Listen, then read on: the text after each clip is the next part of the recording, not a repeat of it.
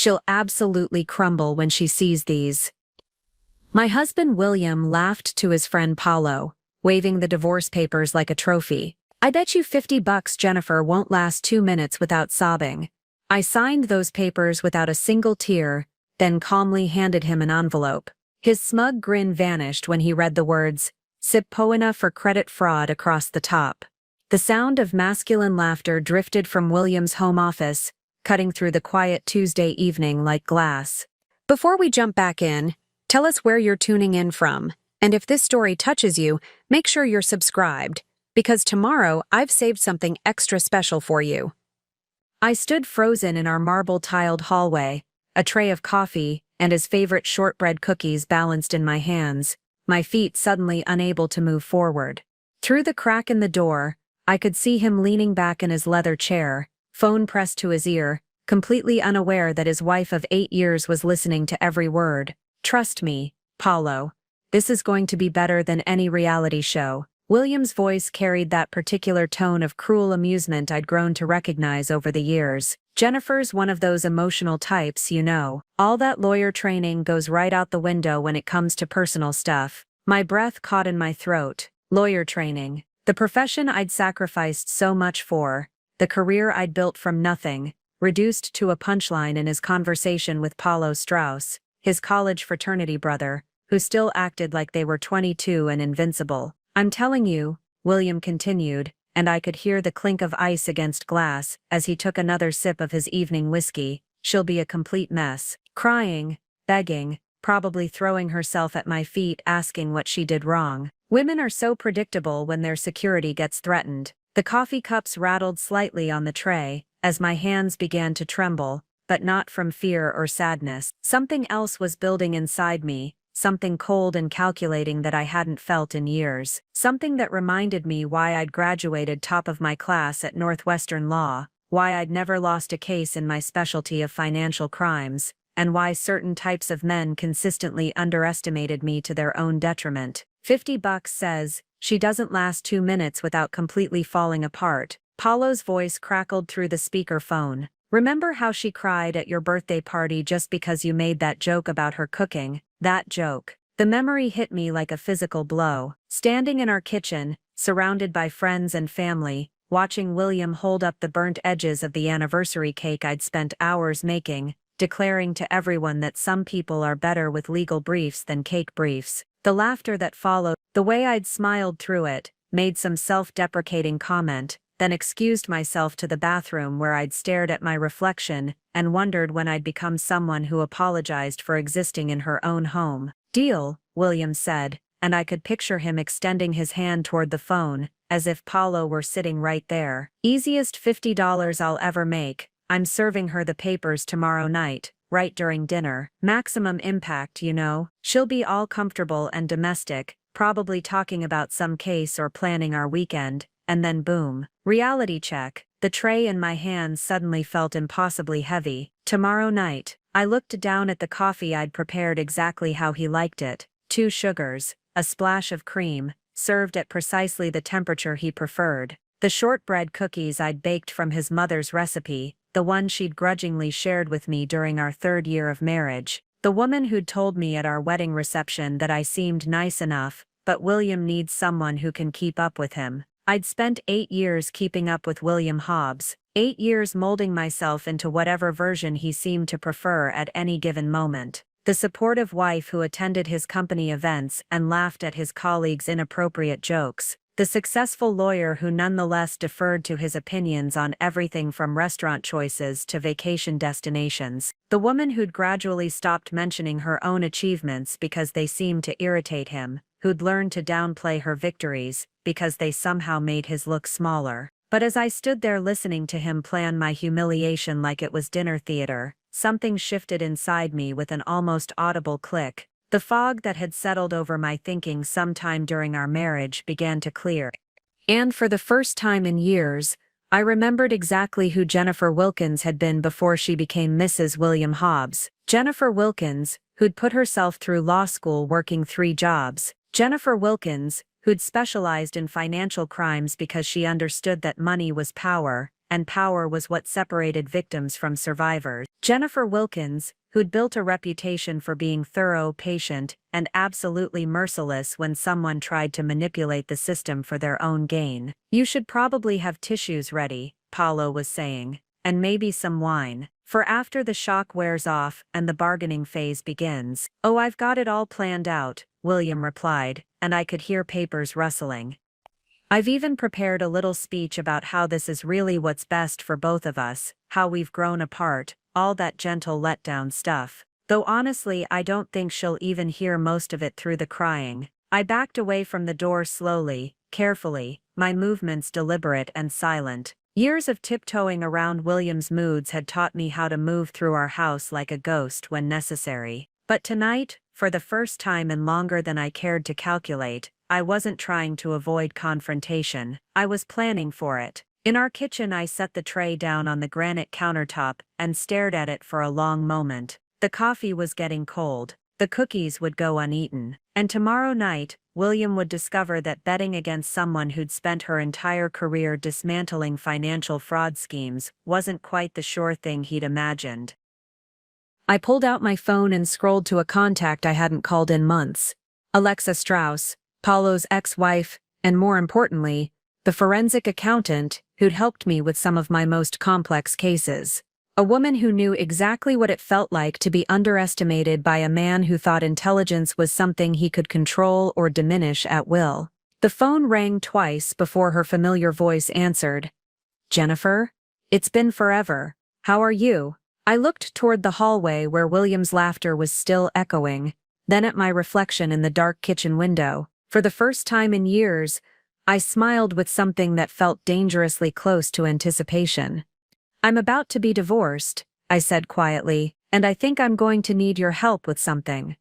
The marriage hadn't always been a performance. There was a time when William's confidence had felt protective rather than suffocating, when his ambition had seemed like something we shared instead of something that diminished my own. I could still remember our third date, sitting in that little Italian restaurant near my law school, watching his eyes light up as I explained a particularly complex case I was working on. He'd leaned forward, genuinely interested, asking questions that showed he was actually listening. "You're going to be incredible," he'd said that night, reaching across the table to touch my hand. "I can already picture you in 10 years partner at some prestigious firm, taking down white-collar criminals left and right." How naive we'd both been, thinking we could see 10 years into the future. The erosion had been so gradual, I'd barely noticed it happening. It started with small suggestions that felt like care. "Maybe don't mention the Morrison case at dinner tonight," he'd say, before we went out with his colleagues. "You know how sensitive David is about his company's compliance issues." Or, "Honey, you're getting a little intense about work stuff. People are here to relax." I'd thought he was helping me navigate social situations, teaching me the unspoken rules of his world.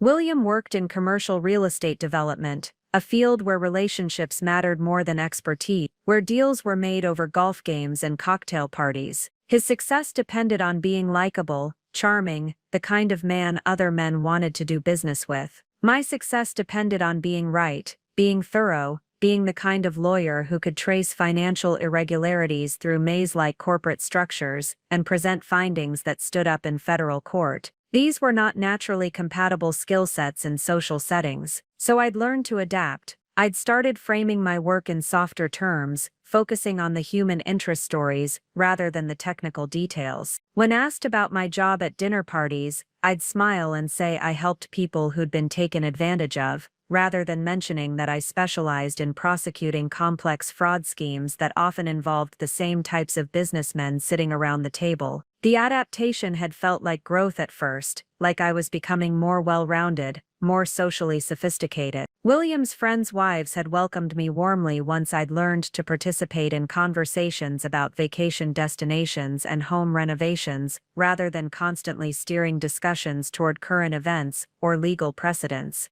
But somewhere along the way, adaptation had become diminishment. The successful cases I'd won became Jennifer's little victories in William's retelling. The raises and promotions I'd earned became footnotes in conversations dominated by William's latest deals. The expertise I'd spent years developing became something I was expected to downplay in the name of social harmony. Preparing and narrating this story took us a lot of time, so if you are enjoying it, subscribe to our channel. It means a lot to us.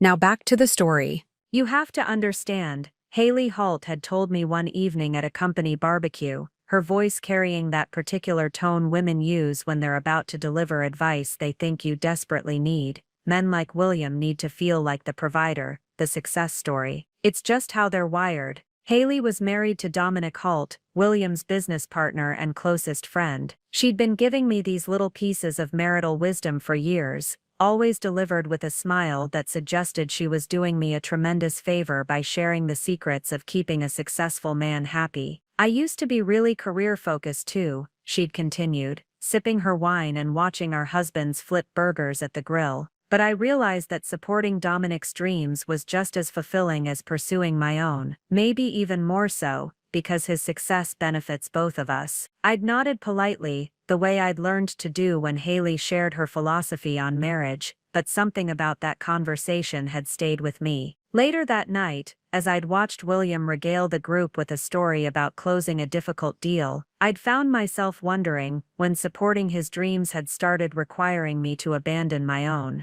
The questioning might have remained just that, quiet doubts that surfaced occasionally and were quickly suppressed, if not for the incident at the Meridian Hotel. William's firm had been celebrating the completion of their largest development project to date, a mixed-use complex that had taken 3 years to bring to fruition. The party was elegant, expensive, the kind of event where appearances mattered more than substance. I'd been standing near the bar, making polite conversation with one of the investors' wives, when I'd overheard William talking to a group of potential clients. He was describing the challenges they'd faced during the project, the regulatory hurdles and financing complications that had threatened to derail everything. The key, he was saying, his voice carrying that authoritative tone he used when he was in full sales mode, is having the right legal team. You need lawyers who understand the business side, not just the technical stuff. We were lucky to find a firm that could think strategically. He was talking about the legal work I'd done for them, hours upon hours of contract review, regulatory compliance research, and risk assessment that had saved them from what could have been catastrophic delays. Work I'd done largely pro bono, because William had convinced me it would be good for my career to have such a high-profile client on my resume.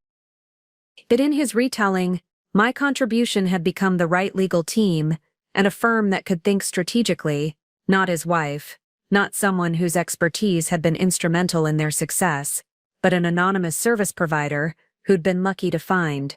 I'd excused myself from the conversation and walked to the restroom, not because I needed to use it, but because I needed a moment to process what I'd just heard.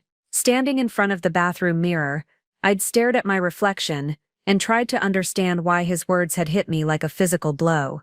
It wasn't just the lack of credit, though that stung. It was the casual ease with which he'd erased me from a story that couldn't have existed without me. The complete absence of any acknowledgement that his success might be connected to my contribution. The way he'd reduced years of my professional expertise to a lucky coincidence that had benefited his project. When I'd returned to the party, William had been in the middle of another story, this one about a skiing trip he'd taken with clients the previous winter. Paolo was there, laughing at all the right moments, playing the role of appreciative audience. I'd watched them together, and realized that this was William's natural element, being the center of attention, the one whose stories mattered, the one whose achievements were worth celebrating. And I'd realized, with a clarity that was both sudden and devastating, that in his world, there was only room for one success story per marriage, and it had never occurred to him that it might not be his. After the Meridian Hotel incident, I started paying attention in a way I hadn't before. Not the hyper-vigilant attention of someone walking on eggshells, which I'd perfected years ago, but the focused, analytical attention I used in my professional life. I began treating my marriage like a case study, collecting evidence not for any particular purpose, but simply because patterns had always fascinated me. The first thing I noticed was how William's stories changed depending on his audience. With his business associates, our vacation to Portugal became a solo adventure, where he discovered an amazing investment opportunity while exploring on my own.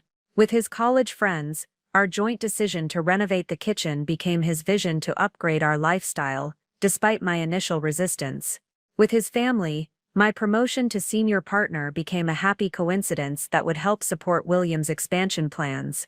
I wasn't being maliciously erased from these narratives, I realized. I was being edited for maximum impact, like a director cutting scenes that didn't serve the story they were trying to tell. The story where William was the protagonist, the decision-maker, the one whose life was worth documenting. The realization might have been easier to bear if it had been limited to public settings, but it had seeped into our private life too. When I'd mentioned wanting to take a sabbatical to write a book about financial crime patterns I'd observed, William had smiled indulgently and suggested I wait until things settled down with the business. When I'd been invited to speak at a conference in Chicago, he'd worried aloud about me being gone during such a busy time, though he'd attended 3 conferences himself that year. "You know I support your career," he'd say whenever I brought up these concerns, "but timing is everything. We have to be strategic about these opportunities." Strategic, it was one of his favorite words, and he wielded it like a weapon disguised as wisdom. Everything had to be strategic. My speaking engagements, my case selections, even my friendships. Relationships that didn't somehow benefit William's network were gradually deemed distracting or not the best use of your time. I'd lost touch with Kendra Strauss, my law school study partner, after William had suggested that spending time with struggling solo practitioners might impact how people perceived my own success. I'd stopped attending the monthly dinners with my former colleagues after he'd pointed out that shop talk made me less engaging at his company events. One by one, the relationships that had sustained me before William had been analyzed, found wanting, and quietly eliminated.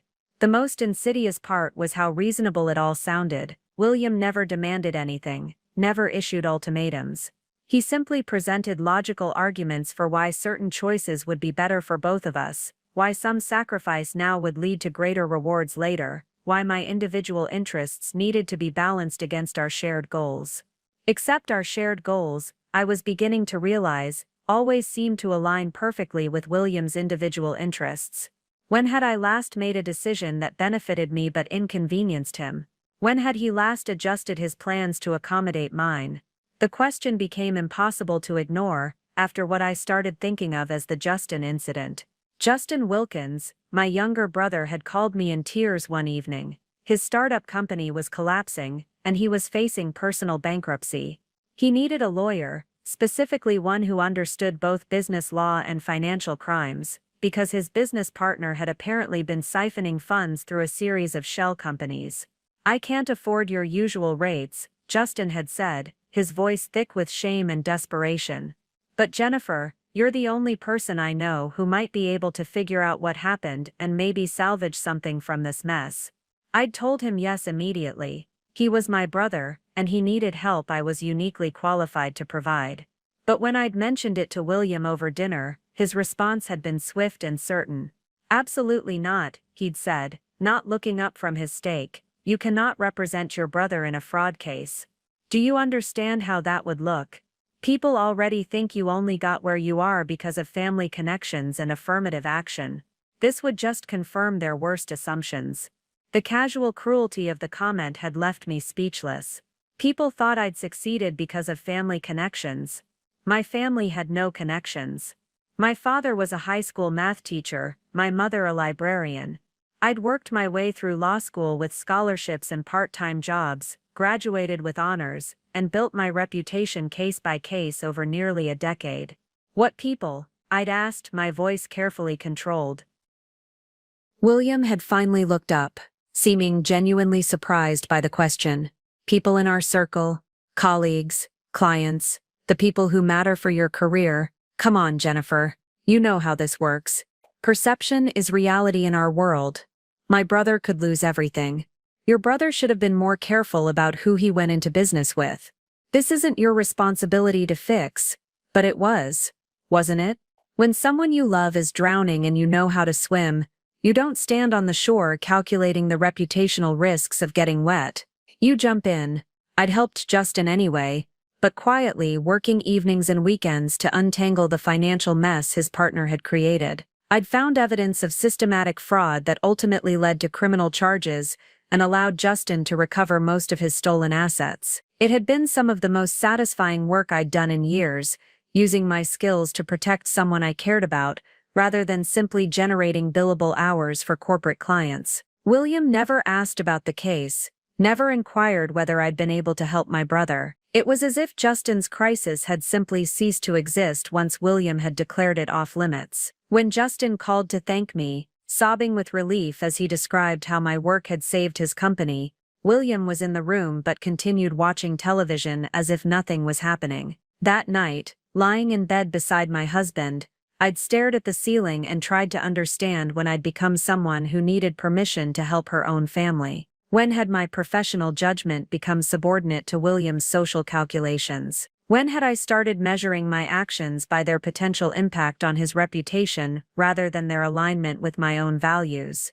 The questions might have remained theoretical, if not for the confrontation with Alexa Strauss 3 weeks later. Alexa and I had been collaborating on a case involving real estate investment fraud, and she'd asked to meet for coffee to discuss some irregularities she'd discovered in the financial documents. We'd chosen a quiet cafe near my office, settling into a corner booth with our laptops and several thick folders of evidence. Alexa was brilliant at her job, the kind of forensic accountant who could trace money through the most convoluted schemes and present her findings in ways that made complex fraud cases understandable to juries. "I need to ask you something," she'd said after we'd finished reviewing the case files. "And I want you to know I'm asking as a friend, not as a professional colleague." Something in her tone had made me look up from my notes. Alexa's expression was serious, almost troubled. "Have you ever looked at William's business finances? I mean, really looked at them, the way you'd examine documents in a case?"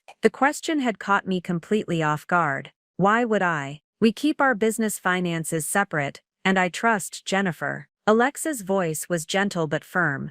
"I've been doing this work for 15 I know what normal business practices look like, and I know what doesn't add up. Some things about William's company have been bothering me for a while now." I'd felt a chill that had nothing to do with the air conditioning. What kind of things? Alexa had pulled out a manila folder, the kind I'd seen countless times in fraud investigations. The kind that usually contained evidence that would destroy someone's life. "I probably shouldn't be showing you this," she'd said, her fingers hesitating on the folder's edge. "But Paulo asked me to look into some irregularities in a joint investment he made with William's company. What I found," she'd trailed off, then opened the folder with the decisive movement of someone who'd made up her mind. The documents inside looked innocuous at first glance: bank statements, wire transfer records, incorporation papers for various LLCs. But as Alexa walked me through what she'd discovered, a pattern emerged that made my stomach drop.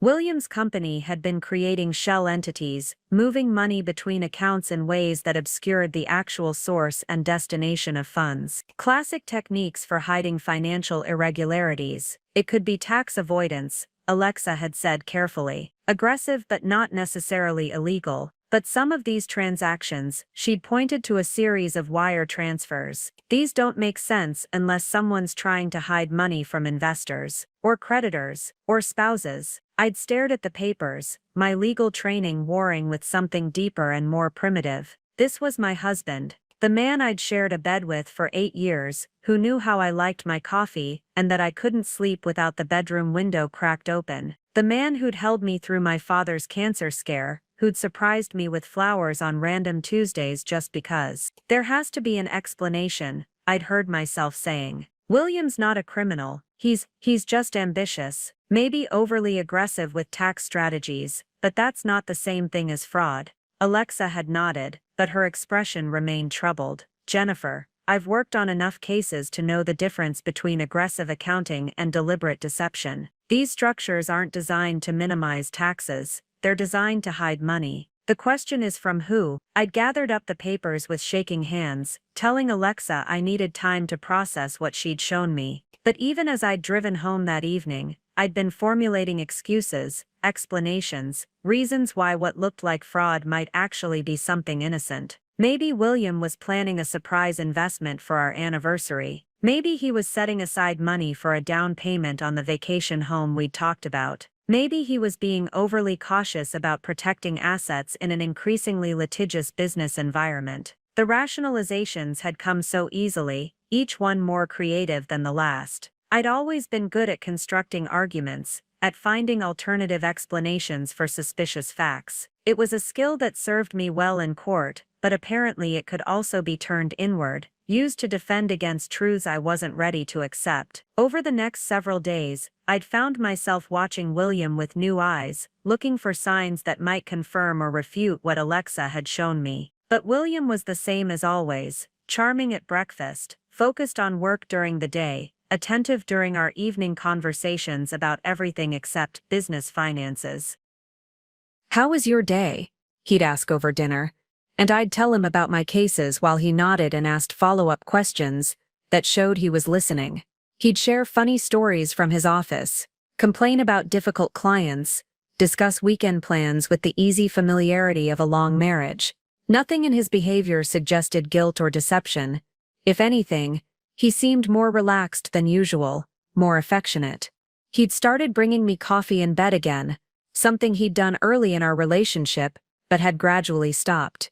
He'd been suggesting date nights, weekend getaways, romantic gestures that reminded me why I'd fallen in love with him in the first place.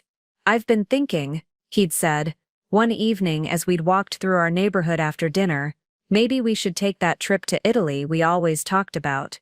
You've been working so hard, and I know I haven't been as supportive as I should be of your career."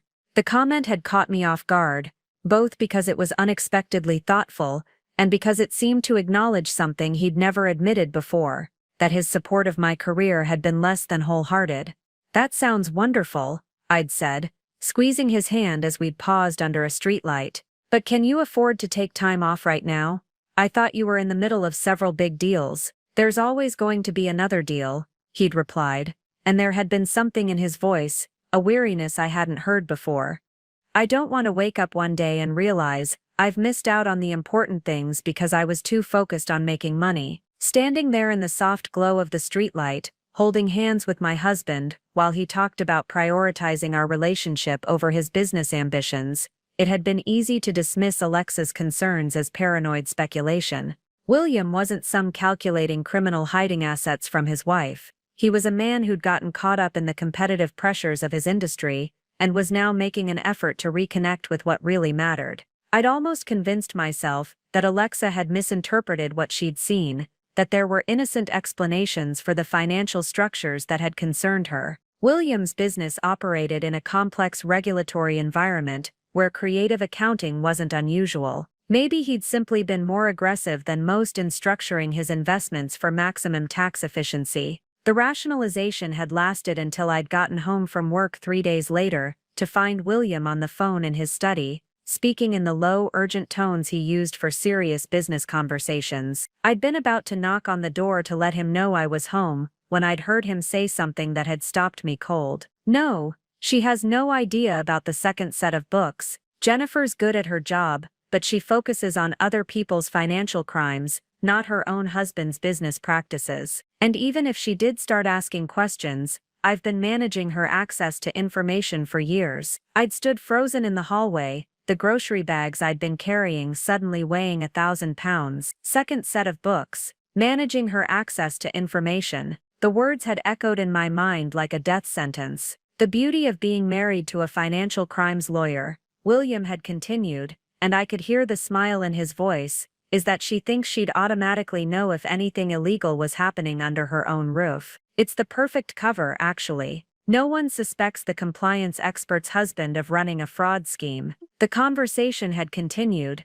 but I'd stopped listening. Something inside me had simply shut down, a protective mechanism kicking in to prevent complete emotional collapse. I'd walked to the kitchen, put away the groceries with mechanical precision, and started preparing dinner as if nothing had happened. When William had emerged from his study 20 minutes later, I'd smiled and asked about his day. He'd kissed my cheek, complimented the smell of the roast I was preparing, and helped set the table while chatting about a movie he thought we might enjoy over the weekend. I'd responded to all of it normally, laughing at his jokes, agreeing to the movie plans, discussing which wine would pair best with dinner. But some fundamental part of me had disconnected, stepping back to observe this performance of marital normalcy with the detached interest of an anthropologist studying a foreign culture. Later that night, lying in bed next to my husband as he slept peacefully beside me, I'd stared at the ceiling and tried to process what I'd learned. William wasn't just hiding money from me, he was actively using our marriage, using my professional reputation,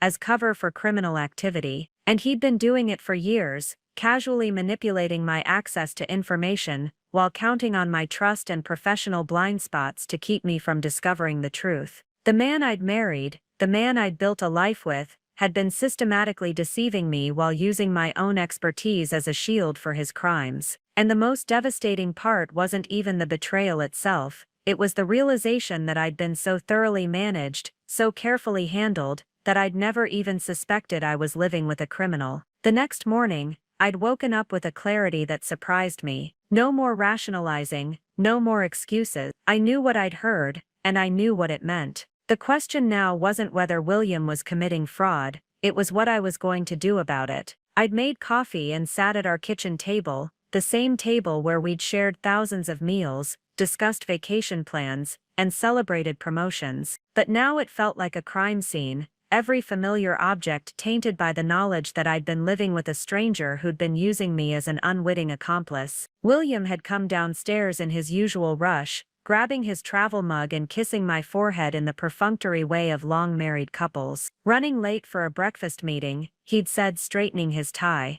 "Don't wait up tonight, I'll probably be stuck at the office until 10 or 11. I'd nodded and smiled, the same response I'd given hundreds of times before. But this time, I'd been calculating, if he was going to be out late, I'd have time to do what needed to be done. "Actually," I'd said, my voice carefully casual, "would you mind if I used your study tonight? I need to spread out some case files for that Morrison appeal, and the dining room table isn't big enough."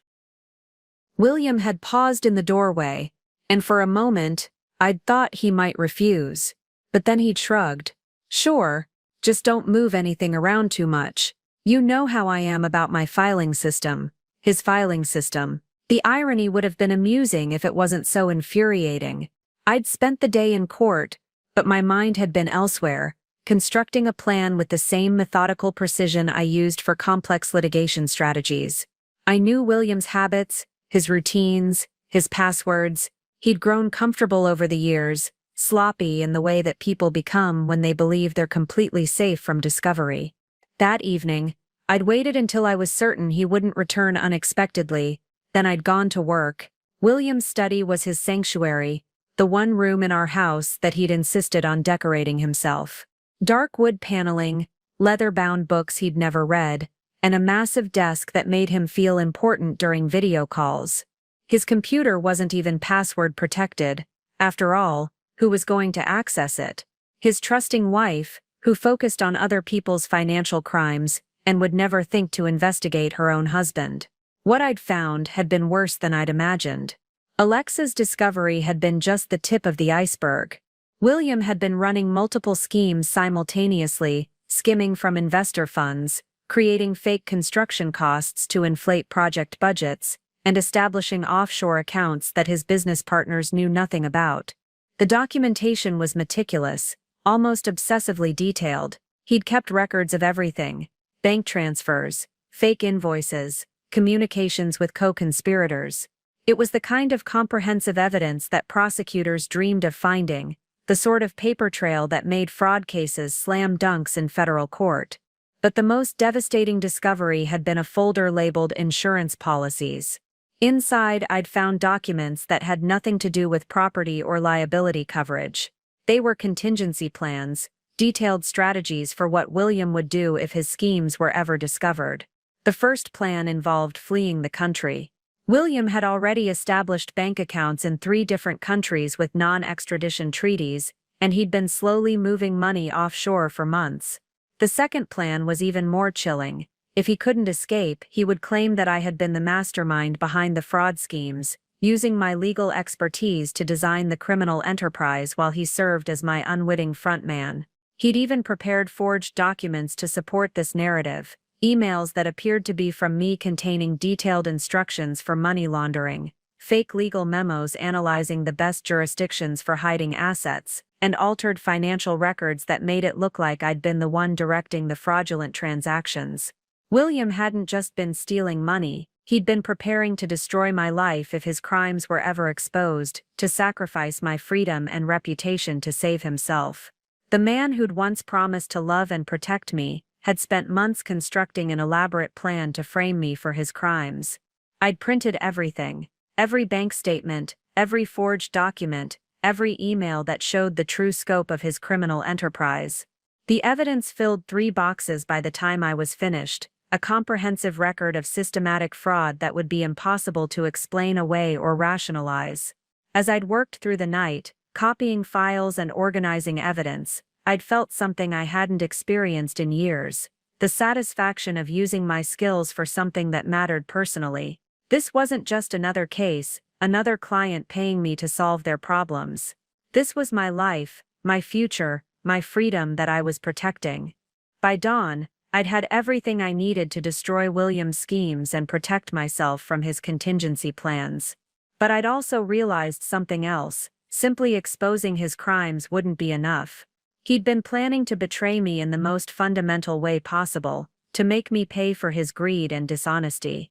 Justice required more than just stopping him, it required making sure he understood exactly what it felt like to be completely outmaneuvered by someone he'd underestimated.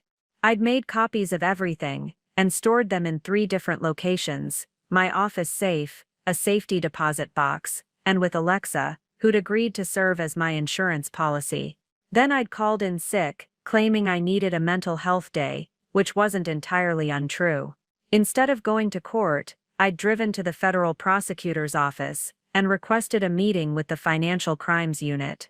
The prosecutor I'd met with, a sharp woman named Kendra Hobbs, had listened to my story with growing amazement. "You're telling me," she'd said, reviewing the evidence I'd brought, "that your husband has been running a multi-million-dollar fraud scheme while married to one of the city's most prominent financial crimes lawyers. And he's been preparing to frame me for his crimes if he gets caught," I'd added, showing her the forged documents. "He's planned to use my professional reputation as both cover for his schemes and as a weapon against me if necessary." Kendra had shaken her head in disbelief. "This is some next-level arrogance. Does he have any idea that you know?" "None whatsoever," I'd replied. "As far as he's concerned, I'm still the naive wife who trusts him completely." Kendra had smiled then, the predatory grin of a prosecutor who'd just been handed a perfect case. "How would you feel about helping us build an airtight case against him? With your cooperation, we could probably get him on RICO charges, maybe even conspiracy to commit wire fraud. We're talking serious federal time." I'd agreed immediately. But I'd also made one request: I wanted to be the one to serve him the subpoena. Kendra had raised an eyebrow at that, but when I'd explained about the bet, about William's plan to humiliate me with divorce papers, her grin had widened. "I think we can arrange that," she'd said. Working with federal prosecutors felt like stepping into a parallel universe, where my skills were not just valued but essential. For the first time in years, I wasn't being asked to minimize my expertise or soften my approach. Kendra and her team wanted everything I could give them: my knowledge of financial crime patterns, my ability to analyze complex corporate structures, my understanding of how sophisticated fraudsters covered their tracks. "We've been watching some irregularities in real estate development circles for months," Kendra had explained during our second meeting. "But we couldn't piece together the full scope until you brought us this evidence. Your husband's schemes connect to at least 3 other cases we're building." The realization that William was part of a larger criminal network had been both shocking and oddly satisfying. He'd always presented himself as a maverick, a brilliant entrepreneur who succeeded through individual talent and innovation. The truth was that he was just another cog in a machine, designed to steal from investors and manipulate financial markets. Over the following weeks, I'd become an unofficial consultant on the case while maintaining the facade of the oblivious wife at home. The dual existence was exhausting, but also exhilarating. During the day, I'd sit in FBI conference rooms, helping agents understand the significance of various documents and explaining how different schemes interconnected. In the evenings, I'd go home and make dinner for the man whose criminal empire I was systematically dismantling. The most disturbing part wasn't William's criminal activities themselves. I'd prosecuted enough fraud cases to understand that people could rationalize almost any behavior if the financial incentives were large enough. What haunted me was the elaborate psychological manipulation he'd been employing to keep me compliant and unaware. "He's been gaslighting you for years," Dr. Haley Wilkins, the FBI's behavioral analyst, had told me after reviewing transcripts of some of my recorded conversations with William. "This isn't just about hiding criminal activity. He's been systematically undermining your confidence and isolating you from support networks to ensure you wouldn't be capable of challenging him even if you discovered what he was doing." The term gaslighting had become popular in recent years, but I'd always dismissed it as psychological jargon that didn't apply to sophisticated, educated people like myself. Hearing a federal behavioral expert explain how William had been employing classic manipulation techniques was like having someone explain how a magic trick worked, suddenly obvious in retrospect but impossible to see while it was happening. Every suggestion that I toned down my legal expertise at social gatherings hadn't been about helping me fit in better. It had been about ensuring that other lawyers and law enforcement professionals wouldn't see me as someone capable of detecting financial crimes. Every discouraged friendship with former colleagues hadn't been about optimizing our social calendar. It had been about eliminating relationships that might have provided alternative perspectives on William's behavior. The most sophisticated abusers, Dr. Wilkins had continued, are often highly intelligent individuals who understand that physical violence or obvious emotional abuse will drive their victims away. Instead, they use subtle psychological techniques to make their victims doubt their own judgment and abilities. I'd started keeping a journal during this period, not of evidence for the case that was being handled through official channels, but of my own thoughts and feelings as I began to understand the full scope of what had been done to me. The entries made for disturbing reading. Day 12. Realized today that I haven't made a major decision without consulting William in over 3 years. Not career decisions, not financial decisions, not even which movie to watch. When did I become someone who needs permission to exist? Day 18. Had lunch with my law school friend Jessica today, first time in 2 years. She mentioned that she'd tried to invite me to several events that I never responded to. I have no memory of receiving those invitations. Found them later in my email, marked as read. I didn't mark them as read. Day 23. Started paying attention to how William responds when I mention work victories. He has this pattern of asking a follow-up question that requires me to explain some basic legal concept, as if I need to prove I understand my own job. Then he nods approvingly like he's grading my performance. How did I not notice this? The journal entries revealed a pattern of progressive erosion that had been so gradual I hadn't recognized it was happening. William hadn't suddenly transformed from a supportive husband into a manipulative criminal. He'd been both from the beginning, carefully calibrating his behavior to ensure I remained useful to his schemes while never becoming a threat to them. But something else was happening, as I worked with the federal team and began to understand the full scope of William's deception. The professional confidence that had been slowly leached away over 8 years of marriage was returning, stronger than before. I wasn't just the victim of a fraud scheme, I was the key to solving it. My expertise wasn't something to be hidden or apologized for, it was a weapon. "You're different," Alexa had observed during one of our coffee meetings. We'd been careful to maintain our normal friendship activities to avoid arousing William's suspicion, but our conversations had taken on a new undercurrent of shared purpose. "You seem more like the person I met when we first started working together." She was right. I'd started speaking up in meetings again, offering opinions without first gauging the room's reaction. I'd stopped automatically deferring to William's preferences about everything from restaurant choices to weekend plans. Most importantly, I'd stopped apologizing for taking up space in my own life. The transformation wasn't just psychological, it was practical. I'd opened my own bank account for the first time since our marriage, using a different bank where William had no connections. I'd reconnected with colleagues he'd slowly encouraged me to distance myself from. I'd even started making decisions about my career without consulting him first. I'm thinking about taking that speaking engagement in Denver next month. I'd mentioned casually over dinner one evening. William had looked up from his phone, clearly surprised. The one you mentioned a few weeks ago.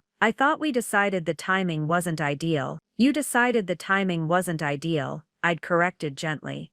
I've decided it's a good opportunity. He'd stared at me for a moment, as if trying to figure out what had changed. But he couldn't ask directly without admitting that he'd expected to have veto power over my professional decisions. Instead, he'd simply nodded and returned to his phone, though I'd noticed him watching me more carefully over the following days.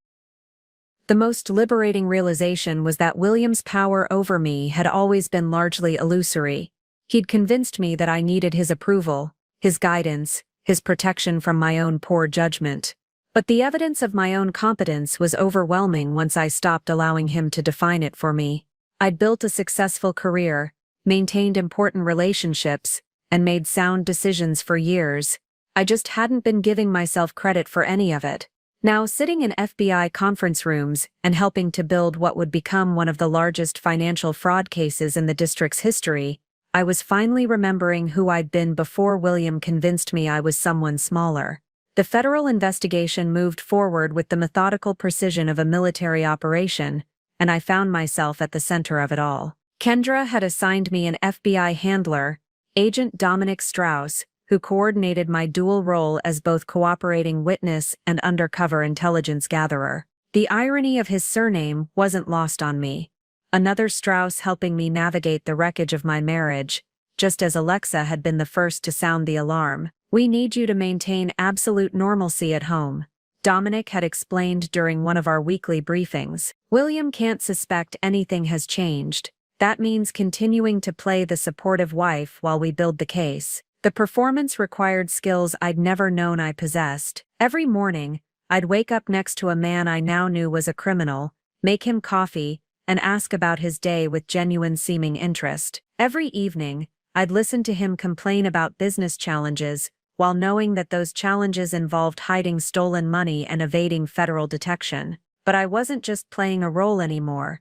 I was gathering intelligence. The FBI had provided me with sophisticated recording equipment, devices so small and advanced, they seemed like something from a spy movie. A pen that recorded conversations, a brooch that transmitted audio to a receiver in my car. Even my wedding ring had been replaced with an identical copy that contained a listening device. The beauty of this setup, Dominic had explained, is that criminals are often most careless around their families. They assume domestic spaces are safe spaces. William has no idea that everything he says in your presence is being documented by federal agents. The recordings were devastating. William's casual conversations about moving money offshore, his discussions of fake invoices and shell companies, his boasts about fooling investors and regulatory agencies, all of it captured in crystal-clear audio that would be impossible to explain away in court. But perhaps the most damaging evidence came from his phone conversations with co-conspirators. William had grown comfortable taking business calls in my presence, assuming I was too focused on domestic activities to pay attention to financial details. He was wrong. One evening, while I'd been folding laundry in the bedroom, William had taken a call from Paulo about moving assets to avoid an upcoming audit. "Don't worry about Jennifer," he'd said, glancing at me briefly. "She's completely absorbed in her own cases. As long as I keep her busy with housework and social obligations, she doesn't have time to think about anything else." The casual dismissal should have hurt, but instead, it filled me with cold satisfaction. Every condescending comment was being recorded, every arrogant assumption documented for posterity. William thought he was managing me, but he was actually providing evidence for his own prosecution. The most challenging part wasn't the emotional toll of living with a criminal, it was maintaining the facade of ignorance when William's behavior became increasingly suspicious. He'd started working longer hours, taking more business trips, and having hushed phone conversations that stopped abruptly when I entered the room.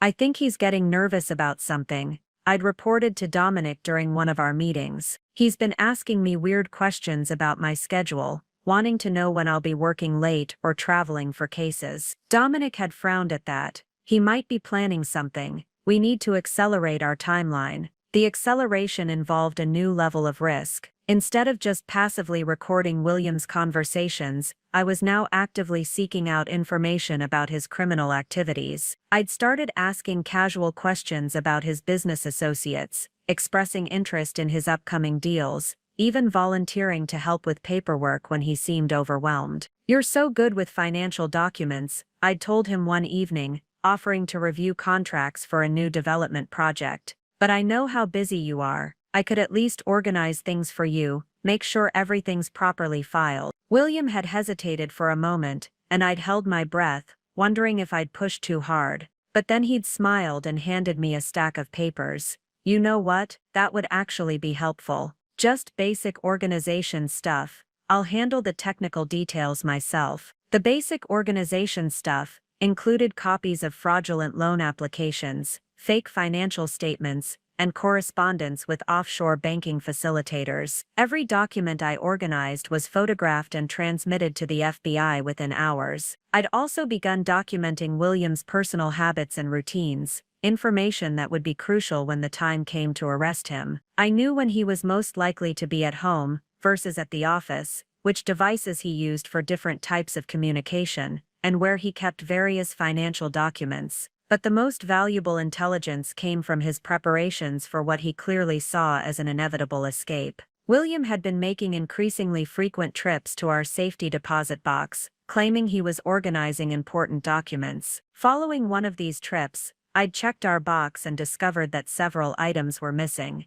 specifically backup copies of financial records that could have implicated him in additional crimes. "He's destroying evidence," I'd reported to Kendra, "and I think he's also liquidating assets. There have been some large transfers from our joint accounts that he's explained as investment rebalancing, but the timing is suspicious." Kendra had nodded grimly. "Classic flight preparation. He's getting ready to run."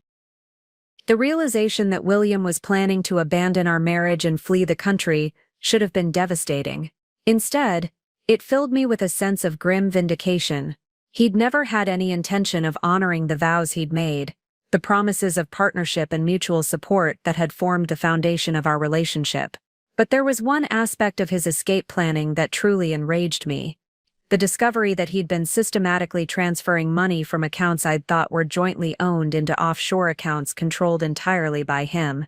Money I'd contributed from my own earnings, funds we'd supposedly been saving for our future together, had been stolen and hidden where I'd never be able to recover them. "We can help you get that money back," Kendra had assured me when I'd shown her the evidence of the unauthorized transfers. "Financial restitution is always part of our plea negotiations. But first, we need to make sure he doesn't have time to move any more assets offshore." That conversation had led to the final phase of the investigation, the decision to move forward with charges immediately, rather than waiting to gather additional evidence. William's flight preparations meant that any delay could result in his escape and the loss of millions in stolen funds. "We're ready to make arrests," Kendra had told me during our last planning meeting. "The question is, are you ready for this to be over?" I'd thought about that question for a long moment, sitting in the sterile FBI conference room, surrounded by boxes of evidence documenting my husband's crimes and my own transformation from victim to key witness. Ready for it to be over?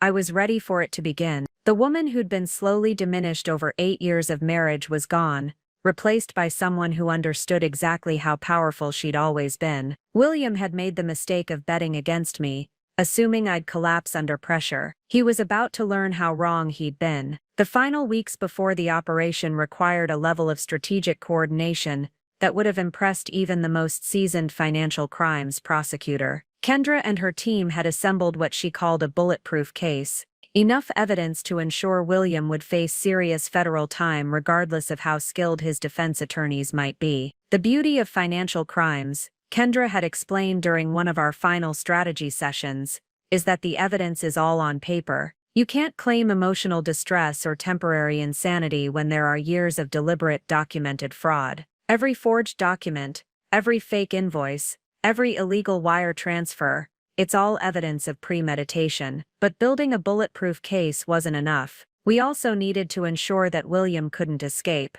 couldn't destroy additional evidence, and couldn't harm me either physically or financially before the arrests took place. That required contingency planning that felt like something out of a thriller novel. We've identified 17 different offshore accounts that William controls, Agent Dominic had reported. But there are probably more we haven't found yet. The moment he realizes he's under investigation, he'll start liquidating everything and transferring it to jurisdictions we can't touch. To prevent this, the FBI had been working with international banking authorities to place holds on suspicious accounts. It was delicate work. Too much scrutiny would alert William's banking contacts that law enforcement was involved, but too little would allow him to escape with millions in stolen funds. I'd also been working with a separate team of attorneys to protect my own interests. While Kendra focused on the criminal case, I needed legal representation for the inevitable divorce proceedings and civil litigation that would follow William's arrest. Your husband has been using your professional reputation as cover for criminal activity, my divorce attorney Justin Halt had explained. That makes you both a victim and potentially a target for retaliation. We need to move fast to protect your assets and your career. The complexity was staggering: criminal charges, civil asset forfeiture, divorce proceedings, professional ethics investigations, media management. Every aspect of my life would be scrutinized once the story became public. The woman who'd been excluded from major decisions in her own marriage now had to coordinate multiple legal teams and make choices that would determine her entire future. But I wasn't making these decisions alone anymore. Dr. Haley Wilkins had recommended a support network that included not just legal professionals, but also specialists in psychological recovery from long-term manipulation. For the first time in years, I was surrounded by people whose job was to advocate for my interests, rather than manage or diminish them. You've been isolated for so long, my therapist, Dr. Alexa Hobbs, had observed, that you've forgotten what it feels like to have people genuinely on your side. Part of your recovery will involve learning to trust your own judgment again, but also learning to accept support from others. The most challenging aspect wasn't the legal complexity. It was maintaining the performance at home, while William grew increasingly suspicious. He'd started asking more pointed questions about my schedule, my cases, even my conversations with friends. His control mechanisms were activating as he sensed something was changing, even if he couldn't identify what. "You seem different lately," he'd said, one evening over dinner, his tone carefully casual. "More distracted. Is everything okay at work?" "Just the Morrison appeal," I'd replied smoothly, a response I'd rehearsed with Dominic. "You know how complex financial crime cases can get. Sometimes I feel like I'm drowning in evidence." The irony was delicious. I was indeed drowning in evidence, just not the kind William imagined, but his suspicions were becoming more dangerous. I'd started noticing that items in my home office had been moved slightly, suggesting he was searching through my papers when I wasn't home. My computer showed signs of being accessed, though I'd been careful to keep all sensitive materials on FBI-provided devices. "He's conducting counter-surveillance," Dominic had warned me. "Classic behavior for someone who's starting to feel threatened. We may need to move our timeline up even further." The acceleration meant sacrificing some of the additional evidence they'd hoped to gather, but it also meant reducing the risk that William would discover the investigation before we were ready to act. Every day the operation continued was another day he might find something that would send him fleeing to a non-extradition country. The final piece of the preparation involved the subpoena itself. Kendra had worked with the court to ensure that the charges would be filed, and the arrest warrant issued on the same day William planned to serve me with divorce papers. The timing would be crucial. We needed William to be focused on his own performance, his own sense of triumph, so he wouldn't notice the federal agents positioning themselves around our house. "The subpoena will be for criminal conspiracy, wire fraud, money laundering, and racketeering," Kendra had explained. "But we're also including charges related to the forged documents he created to frame you. That makes this personal retaliation in addition to financial crime." I'd requested one additional element that Kendra had initially resisted. I wanted the arrest to happen in front of Paulo and any other friends William had invited to witness my supposed humiliation. If he was planning to make my divorce into entertainment for his social circle, then his arrest would become entertainment for mine. "It's not standard procedure," Kendra had said. Usually we prefer to make arrests when there are minimal witnesses. William's betting that I'll be too weak and emotional to handle divorce papers, I'd replied. I want his friends to see exactly how wrong he was about my strength. In the end, she'd agreed. The operation would proceed exactly as William had planned it, with one crucial difference. Instead of me breaking down in tears, they'd all witness William being arrested for federal crimes, while I calmly handed him legal documents that would destroy his remaining freedom. But perhaps the most satisfying aspect of the preparation was the discovery that William's own arrogance had created the perfect conditions for his downfall. His decision to bet on my emotional collapse, his certainty that he could manipulate and control me indefinitely, had blinded him to the possibility that I might be more formidable than he'd ever imagined. Narcissist, Dr. Wilkins had explained, often can't conceive of their victims as independent actors with their own agency and capabilities. William sees you as an extension of himself, not as a separate person with your own skills and resources. That blind spot is going to destroy him. As the final day approached, I felt a calm that surprised me. No anxiety, no second guessing, no fear about the consequences. William had spent years convincing me that I was weak, dependent, incapable of surviving without his guidance and protection. Tomorrow he would learn that the woman he'd been systematically underestimating was about to teach him the most expensive lesson of his life. The morning of what William thought would be my humiliation began like any other day, in our carefully choreographed marriage. I woke up at 6, made coffee exactly the way he preferred it, and asked about his schedule with the same genuine interest I'd been performing for months. But today, every gesture felt charged with significance, every word carefully calibrated for maximum impact. Big day ahead, I'd asked, handing him his travel mug as he straightened his tie in the hallway mirror. William had smiled with the particular satisfaction of a man who believed he was about to win a decisive victory. You could say that. Paolo's coming by around 7 tonight, and we're going to have a serious conversation about our future. Sounds important, I'd replied, maintaining perfect eye contact. Should I prepare anything special for dinner? Don't worry about dinner, he'd said, his tone carrying that familiar edge of condescension. This won't take long. Paolo just wants to witness something. The way he said witness made it clear he was savoring the anticipation of my emotional breakdown. 8 years of marriage, and he was planning to turn my devastation into entertainment for his college friend. The casual cruelty would have been breathtaking if I hadn't already spent months documenting far worse behavior. But what William didn't know was that I had my own audience arranged. Alexa would be arriving at 6:45, ostensibly to drop off some work documents, but actually to serve as my witness and support. Agent Dominic would be positioned in an unmarked car across the street, ready to coordinate the arrest with perfect timing. And Kendra would be monitoring everything from the FBI field office, prepared to move the moment William made his anticipated presentation. After William left for work, I'd spent the day in a state of heightened focus that reminded me of preparing for major court appearances. Every detail had been planned, every contingency considered. I'd even chosen my outfit with strategic precision,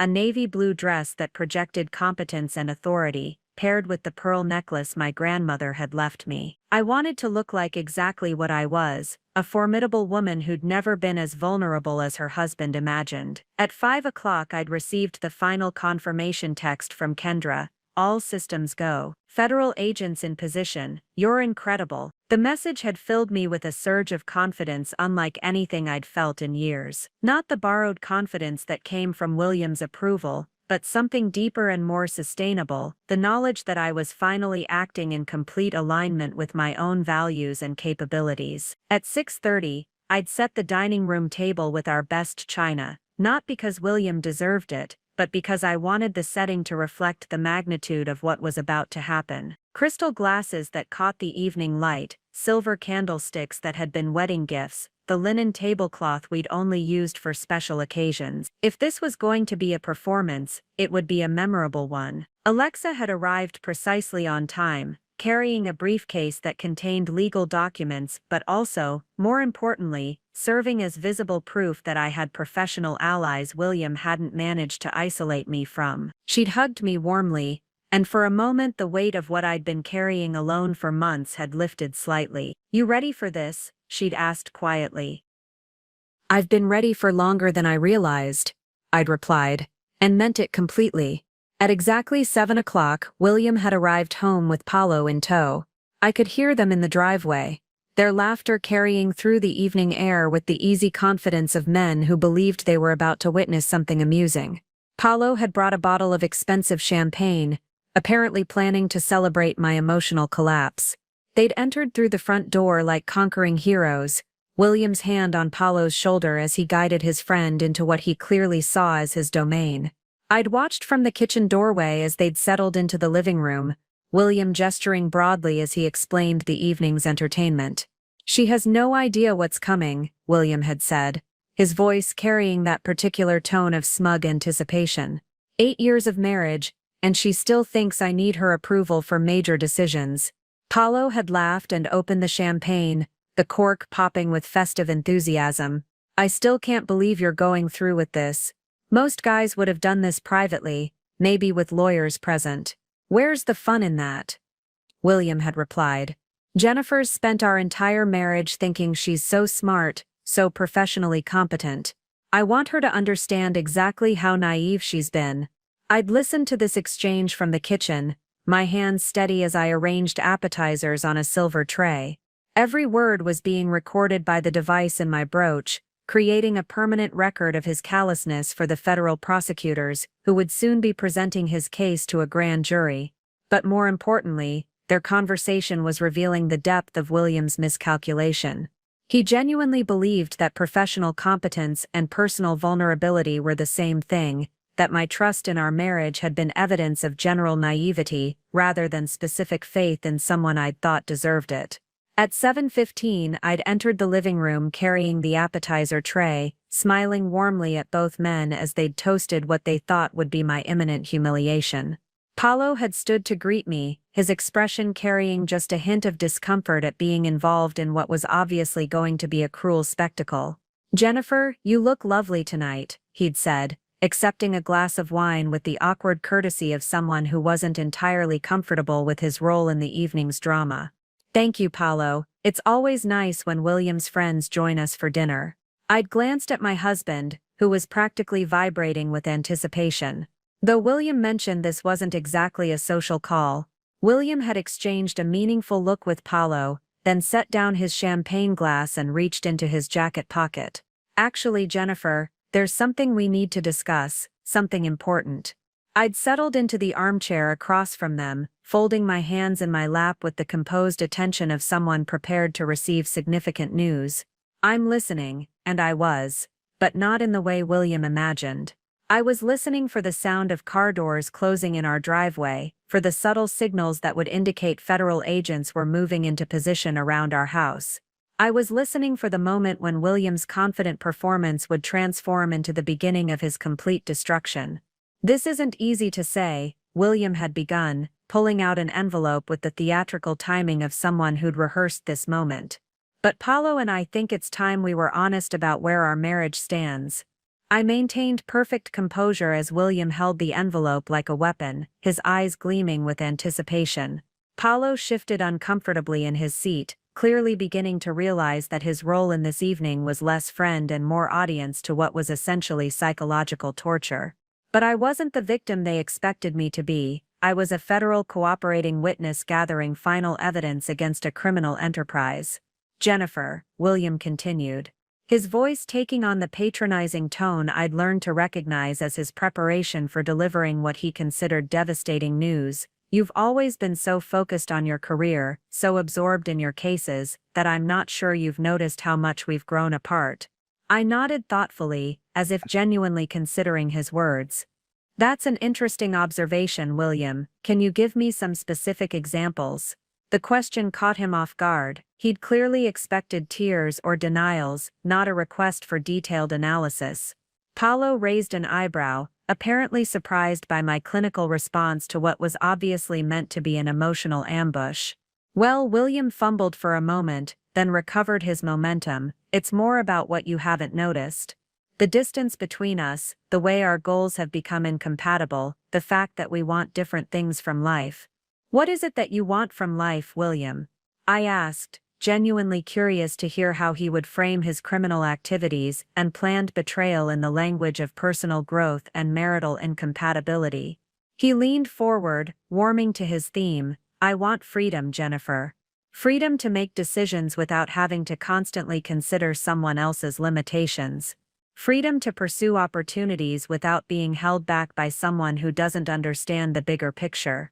The irony was stunning. The man who'd spent 8 years systematically limiting my freedom, controlling my choices, and undermining my confidence, was now claiming that I was the one holding him back. But more importantly, he was describing his criminal activities as opportunities and his victims' rights as limitations, language that would be devastating in a federal courtroom. "That sounds reasonable," I said calmly. "What kind of opportunities are you thinking about?" William's eyes lit up with the enthusiasm of someone who thought he was finally being understood. "International ventures, for instance. There are amazing opportunities in countries where American business regulations don't apply. Places where someone with vision can really build something significant." Paolo looked alarmed at this direction in the conversation. "William, maybe we should—" "No, it's fine," William interrupted, his hand waving dismissively. "Jennifer needs to understand that some of us think beyond the narrow confines of domestic law practice. There's a whole world of financial opportunities that people like her just can't grasp." I nodded encouragingly. "It sounds like you've given this a lot of thought. Have you been exploring these international opportunities already?" "Extensively," William said with obvious pride. "I've been building relationships, establishing infrastructure, creating the foundation for something much bigger than anything we could achieve here." This was more detailed confession than I'd dared hope for. William was essentially admitting to preparing international financial structures for criminal purposes, describing his money laundering apparatus as legitimate business development. Every word was being recorded and would be transcribed for federal prosecutors within hours. "That's impressive planning," I said. "How long have you been working on this?" "Years," William replied, his chest swelling with the satisfaction of someone who thought his strategic thinking was finally being appreciated. "I started laying the groundwork almost from the beginning of our marriage. It takes time to build the kind of international network that can handle serious money." Paolo had gone pale. He was clearly realizing that William was describing criminal activity in detail, in front of a witness, while being far too specific about timelines and amounts. But William was too caught up in his own brilliance to notice his friend's discomfort. "The beauty of it," William continued, "is that everything appears completely legitimate to anyone who doesn't understand how international finance really works. Jennifer, for instance, could look at the paperwork and never realize what she was seeing." I felt a chill that had nothing to do with the evening temperature. He was explicitly stating that he'd been running criminal schemes designed to evade detection by someone with my professional expertise. The admission was so damning that even experienced federal prosecutors would be shocked by his casual arrogance. "You're right," I said quietly. "I probably wouldn't recognize sophisticated international financial structures. Can you give me an example of how something like that might work?" And incredibly, he did. For the next 20 minutes, William provided a detailed tutorial on money laundering techniques, offshore banking strategies, and methods for hiding assets from both regulatory agencies and spouses. He described specific transactions, named foreign banking contacts, and even showed me documents on his phone that illustrated how funds could be moved through shell companies to avoid detection. Paolo tried multiple times to redirect the conversation, but William was too intoxicated by the opportunity to demonstrate his criminal genius to someone he assumed would never understand its implications. He was like a magician explaining his tricks to someone he believed was too simple to comprehend the methodology. "The key," he explained, pulling up what appeared to be a banking app on his phone, "is creating enough layers that investigators can't trace the original source. See this account? It's technically owned by a Cayman Islands corporation, which is owned by a Swiss trust, which is controlled by a Panamanian company that I manage through a consulting agreement." I studied the screen with the appropriate expression of confused admiration while mentally cataloging every detail for my debriefing with federal agents.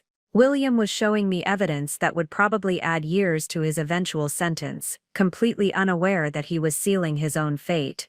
That seems incredibly complex, I said. You must have needed professional help to set up something that sophisticated. Oh, I had help, William laughed. But the professionals don't always understand the creative applications of their services. They think they're helping with tax planning when they're actually building something much more versatile. He was admitting to deceiving his own attorneys and accountants, using their legitimate services as cover for criminal activity. The recording would not only damn William, but potentially implicate other members of his network who might have been knowingly involved in the schemes. As the evening continued, William grew more expansive in his descriptions, more detailed in his confessions, more confident in his assessment of my inability to understand or challenge him. He was performing for Paulo, showing off his criminal sophistication while simultaneously providing a complete roadmap for federal investigators. But as I sat there listening to my husband describe 8 years of systematic fraud and betrayal, I realized something that made me smile inwardly. He thought he was explaining why our marriage had failed, demonstrating how his criminal genius had outgrown our domestic limitations. In reality, he was providing the evidence that would ensure he spent the next decade in federal prison, while I rebuilt the life he'd tried so hard to control and diminish. The man who'd bet his friend that I would cry over divorce papers was about to learn that underestimating me had been the most expensive mistake of his criminal career. The moment I'd been waiting for finally arrived when William's phone buzzed with what appeared to be an urgent message. He glanced at it, his expression shifting from smug satisfaction to something approaching excitement. "Actually, this is perfect timing," he said, looking up at Paulo with renewed enthusiasm. "I just got confirmation on something that really demonstrates what I've been talking about." Paulo looked increasingly uncomfortable, but William was oblivious to his friend's distress.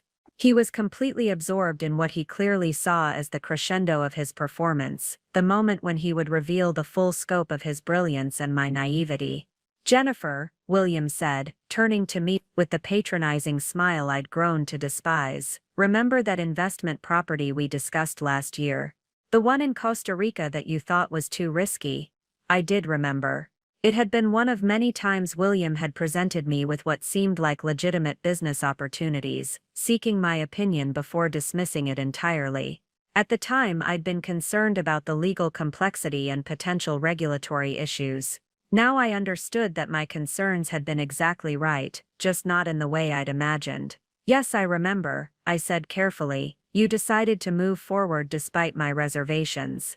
"Well, it's turning out even better than I expected," William replied, his voice thick with self-satisfaction. "The money we invested has already tripled, and the beauty is that it's completely outside the reach of U.S. tax authorities." Paulo's face had gone white. "William, maybe we shouldn't." "It's fine," William waved him off again. "Jennifer needs to understand the scale of what she's been missing. This isn't small-time stuff we're talking about." He pulled out his phone again, navigating to what appeared to be an offshore banking application. "Look at this balance," he said, turning the screen toward me. $18 million, completely liquid, sitting in an account that the IRS doesn't even know exists. I stared at the screen, genuinely shocked by the amount. Even knowing that William had been running fraud schemes for years, I hadn't anticipated the scale of his criminal enterprise. $18 million represented hundreds of victims, thousands of fraudulent transactions, and decades of potential federal prison time. "That's substantial," I managed to say, my voice carefully controlled despite the magnitude of what he was showing me. "And that's just one account," William continued, his pride overriding any remaining caution. "The total across all jurisdictions is probably closer to 40 million, maybe more. I honestly haven't calculated it recently."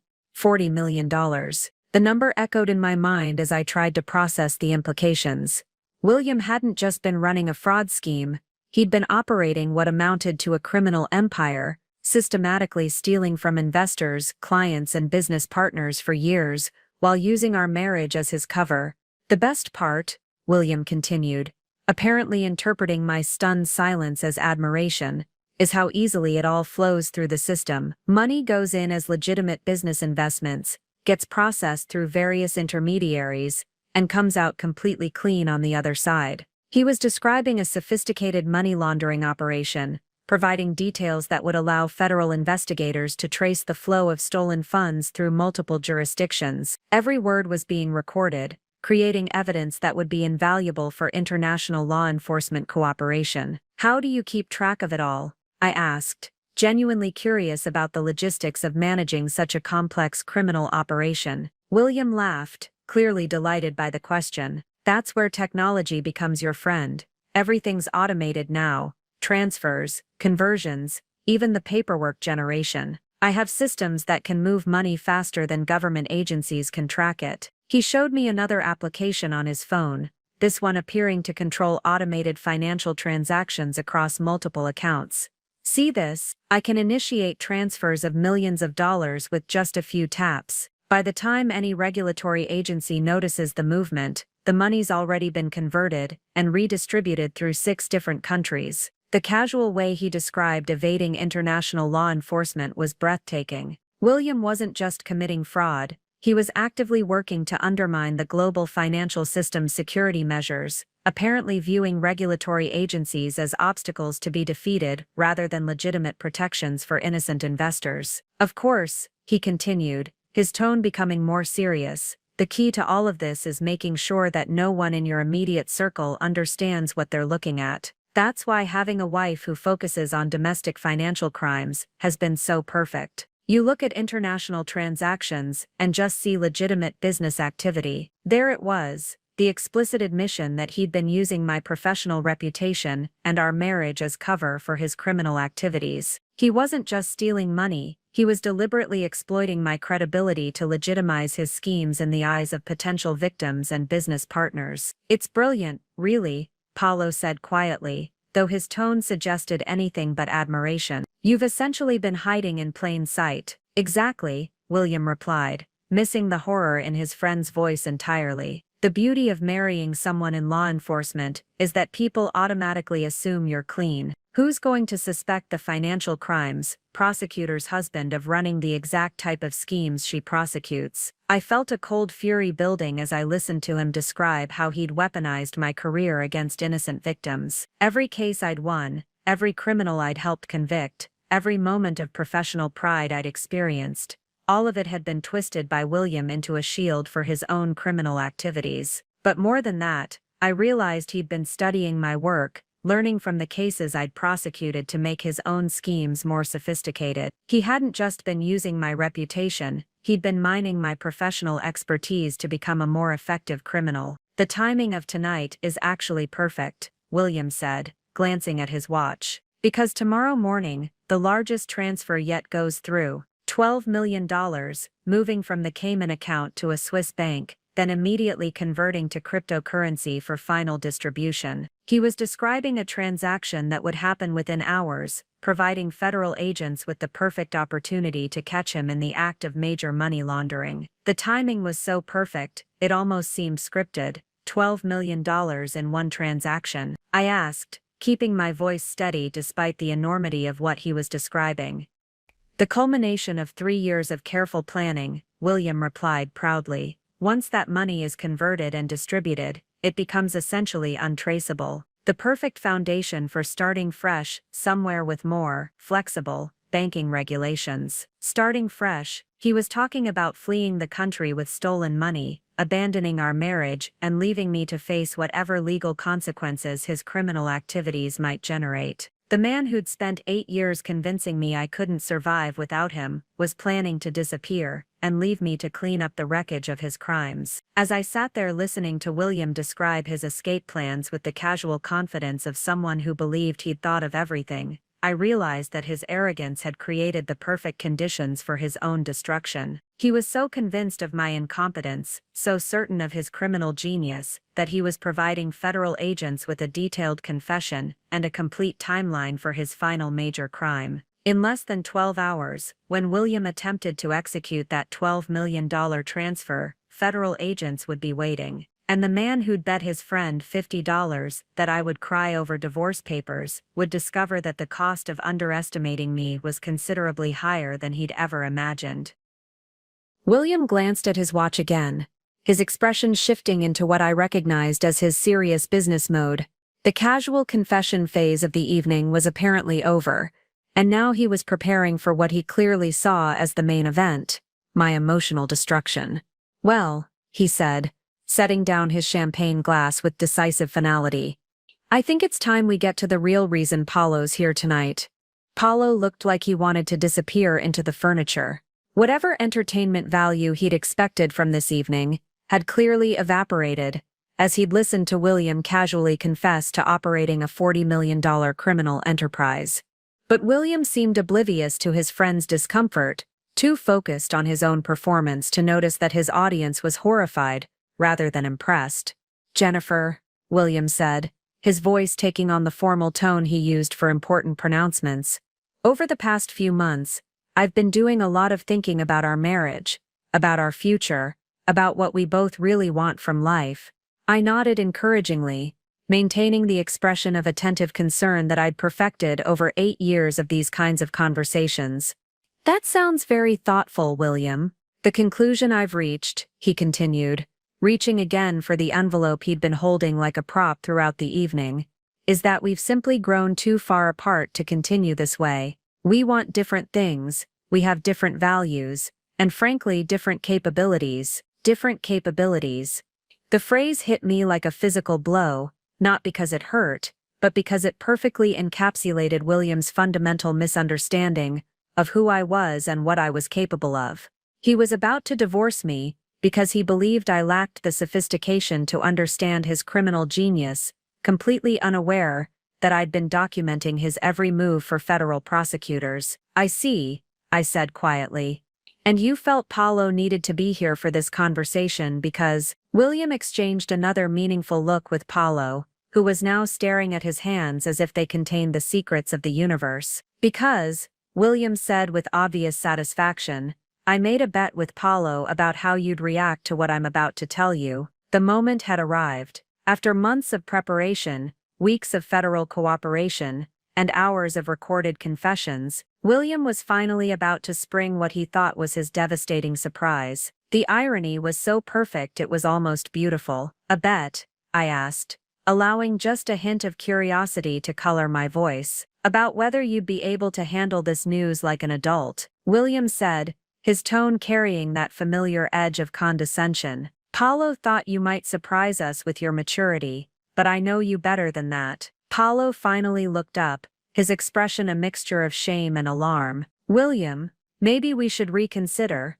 $50, says she'll be crying within 2 minutes. William interrupted, pulling out his phone to presumably start a timer. "I know my wife Paulo. Jennifer's always been emotional about personal relationships, even when they're not working." The casual cruelty of reducing my anticipated pain to a $50 wager was breathtaking, but I'd long since moved past being hurt by William's callousness. Instead, I felt a calm satisfaction knowing that in approximately 90 seconds, federal agents would be moving into position around our house, ready to execute the arrest warrant that would transform William's moment of triumph into the beginning of his complete destruction. "Well," I said, settling back in my chair with the composed attention of someone prepared to receive important news, "I appreciate that you're both concerned about my emotional well-being. Perhaps you should tell me what this is all about." William smiled with the particular satisfaction of someone who believed he was about to deliver a perfect knockout blow.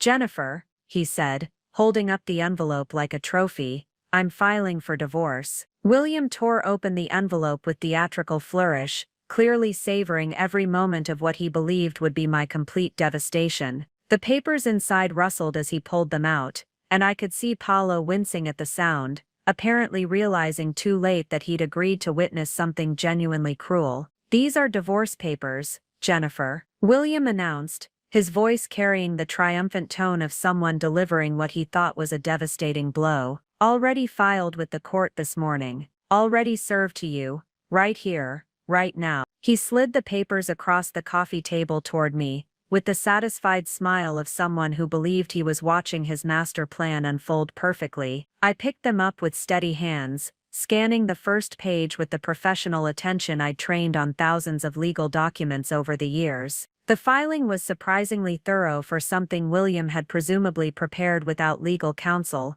or at least without competent legal counsel. He'd listed irreconcilable differences as the grounds, requested division of assets, according to what he claimed were pre-existing agreements, and included several paragraphs about my alleged inability to support his business ventures and career ambitions. As you can see, William continued, his voice thick with self-satisfaction, I've been very generous in the settlement terms. You'll get the house, of course, and your own retirement accounts. I'm not trying to be vindictive here, Jennifer. I just think we both deserve the chance to build lives with people who actually understand us. I looked up from the papers, meeting his eyes with an expression of calm interest.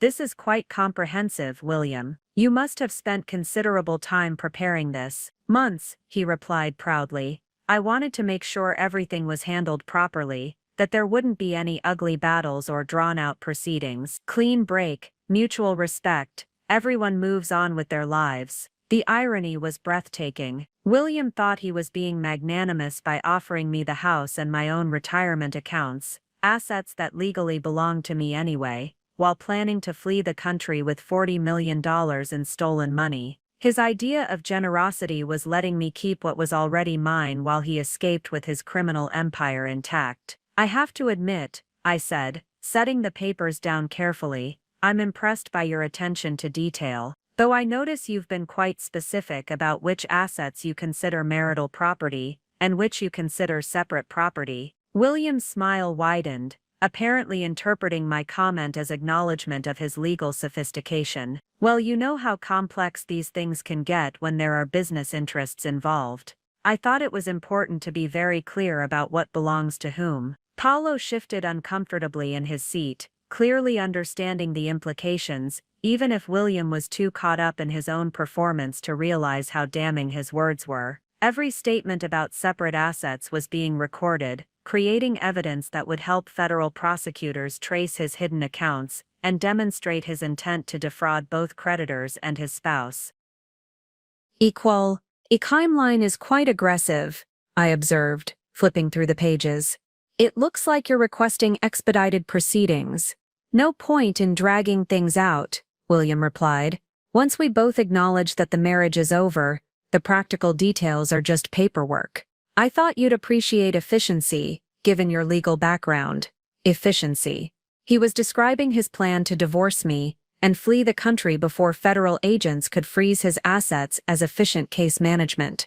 The man who'd spent our entire marriage dismissing my professional expertise was now mansplaining legal strategy to someone who'd forgotten more about criminal law than he'd ever learned about legitimate business practices. You're right, I said with a slight smile. I do appreciate efficiency. In fact, I have something for you as well. Part 12. The stage setting 98:96 minutes. William glanced at his watch again, his expression shifting into what I recognized as his serious business mode. The casual confession phase of the evening was apparently over, and now he was preparing for what he clearly saw as the main event, my emotional destruction. Well, he said, setting down his champagne glass with decisive finality, I think it's time we get to the real reason Paulo's here tonight. Paulo looked like he wanted to disappear into the furniture. Whatever entertainment value he'd expected from this evening had clearly evaporated as he'd listened to William casually confess to operating a $40 million criminal enterprise. But William seemed oblivious to his friend's discomfort, too focused on his own performance to notice that his audience was horrified rather than impressed.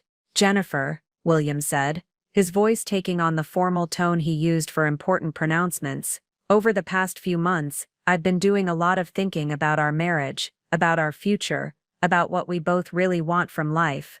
I nodded encouragingly, maintaining the expression of attentive concern that I'd perfected over 8 years of these kinds of conversations.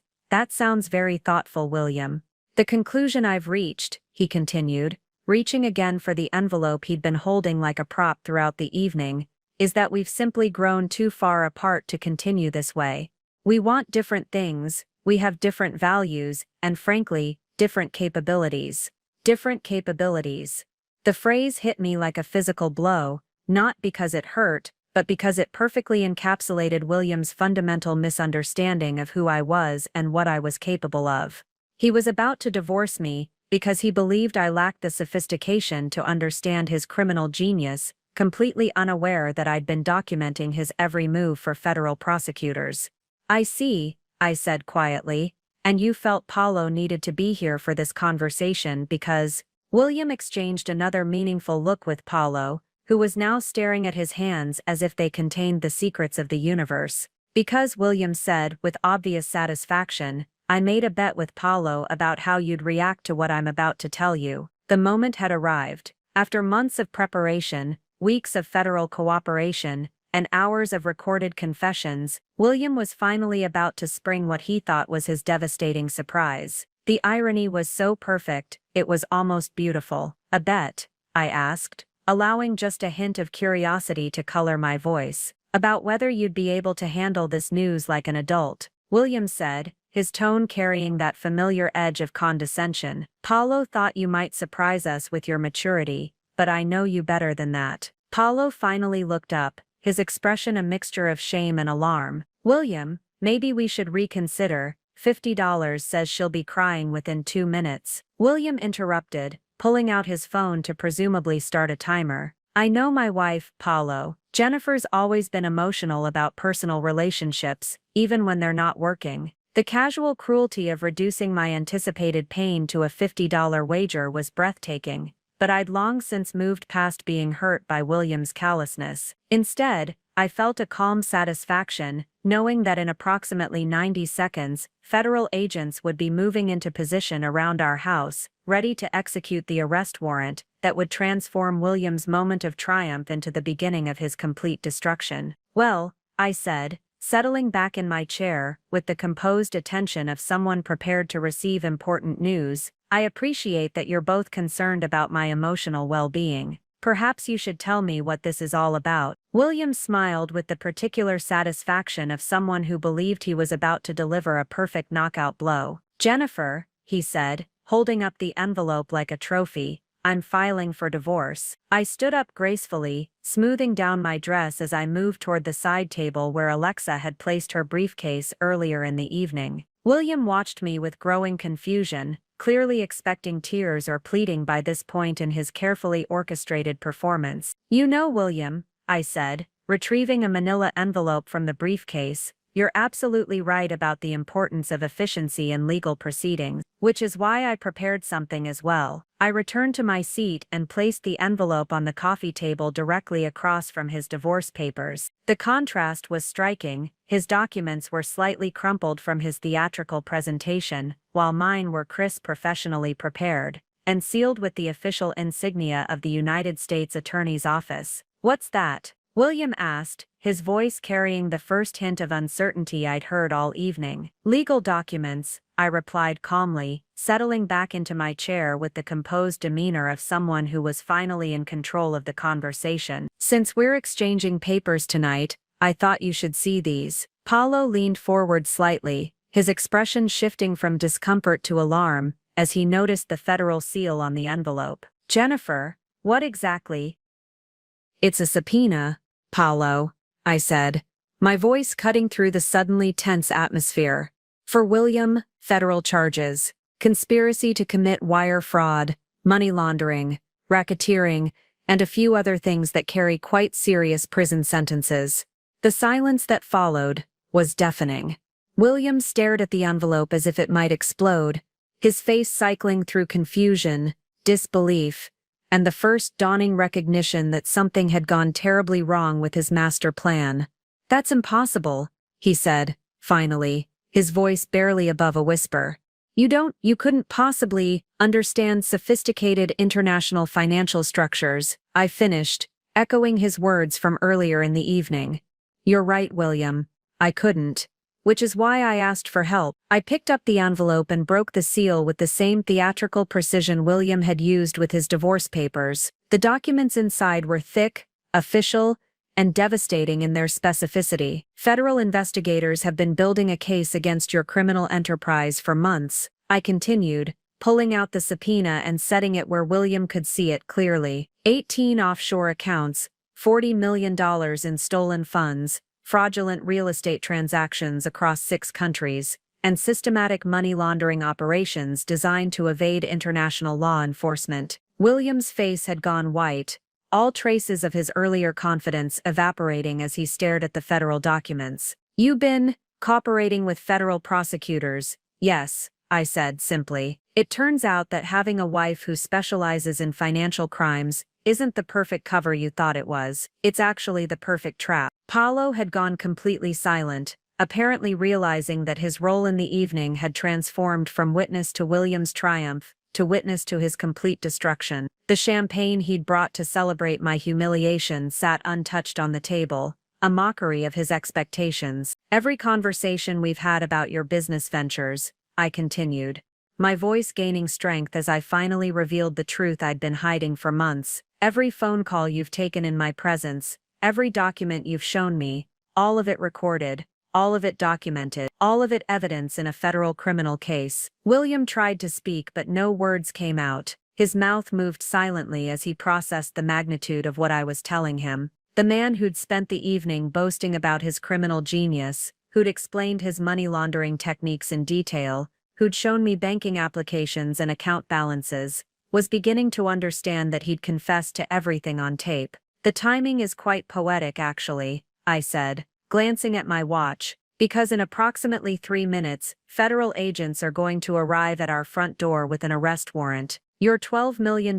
transfer was never going to happen, William. The accounts have been frozen, the assets seized, and your international banking contacts are cooperating with authorities." I leaned forward slightly, meeting his eyes with the calm confidence of someone who'd finally reclaimed her power. "You bet Paolo $50 that I'd cry when you served me divorce papers. But I'm not crying, William. I'm smiling." Part 12.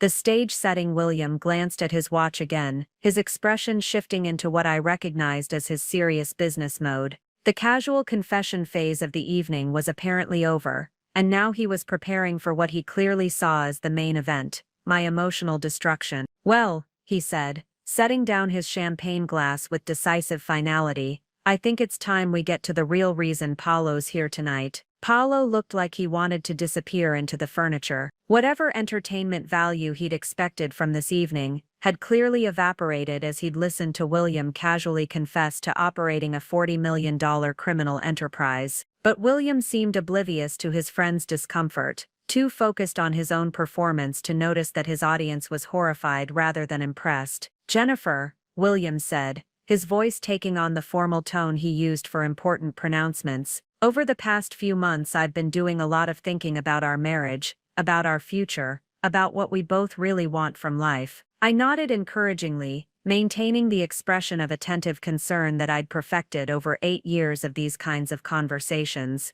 "That sounds very thoughtful, William. The conclusion I've reached," he continued, reaching again for the envelope he'd been holding like a prop throughout the evening, "is that we've simply grown too far apart to continue this way. We want different things, we have different values, and frankly different capabilities." Different capabilities. The phrase hit me like a physical blow, not because it hurt, but because it perfectly encapsulated William's fundamental misunderstanding of who I was and what I was capable of. He was about to divorce me because he believed I lacked the sophistication to understand his criminal genius, completely unaware that I'd been documenting his every move for federal prosecutors. "I see," I said quietly. "And you felt Paolo needed to be here for this conversation because..." William exchanged another meaningful look with Paolo, who was now staring at his hands as if they contained the secrets of the universe. "Because," William said with obvious satisfaction, "I made a bet with Paolo about how you'd react to what I'm about to tell you." The moment had arrived. After months of preparation, weeks of federal cooperation,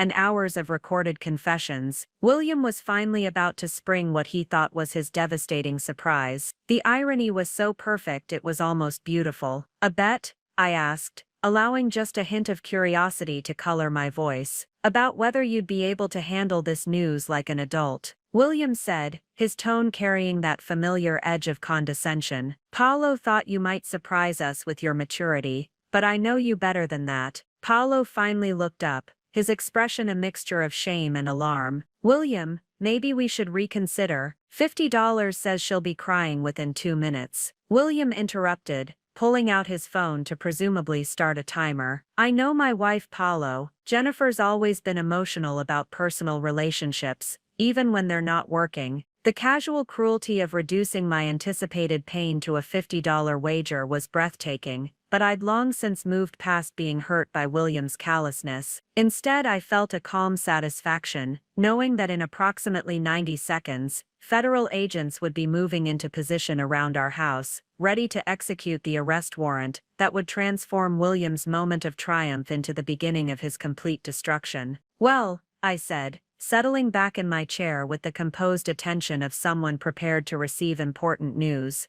"I appreciate that you're both concerned about my emotional well-being. Perhaps you should tell me what this is all about." William smiled with the particular satisfaction of someone who believed he was about to deliver a perfect knockout blow. "Jennifer," he said, holding up the envelope like a trophy, "I'm filing for divorce." The sound of car doors slamming in our driveway broke the stunned silence that had settled over the living room. William's head snapped toward the window, his face a mask of disbelief and growing panic as the reality of his situation finally penetrated his shock. "That's them," I said quietly, standing up as heavy footsteps approached our front door, right on schedule. The knock that followed was authoritative, unmistakable, the sound of federal agents executing an arrest warrant. Through the window, I could see the distinctive Navy windbreakers with FBI emblazoned across the back, the coordinated movement of a team that had done this countless times before. "William Hobbs," came the voice from outside, amplified and official, "federal agents.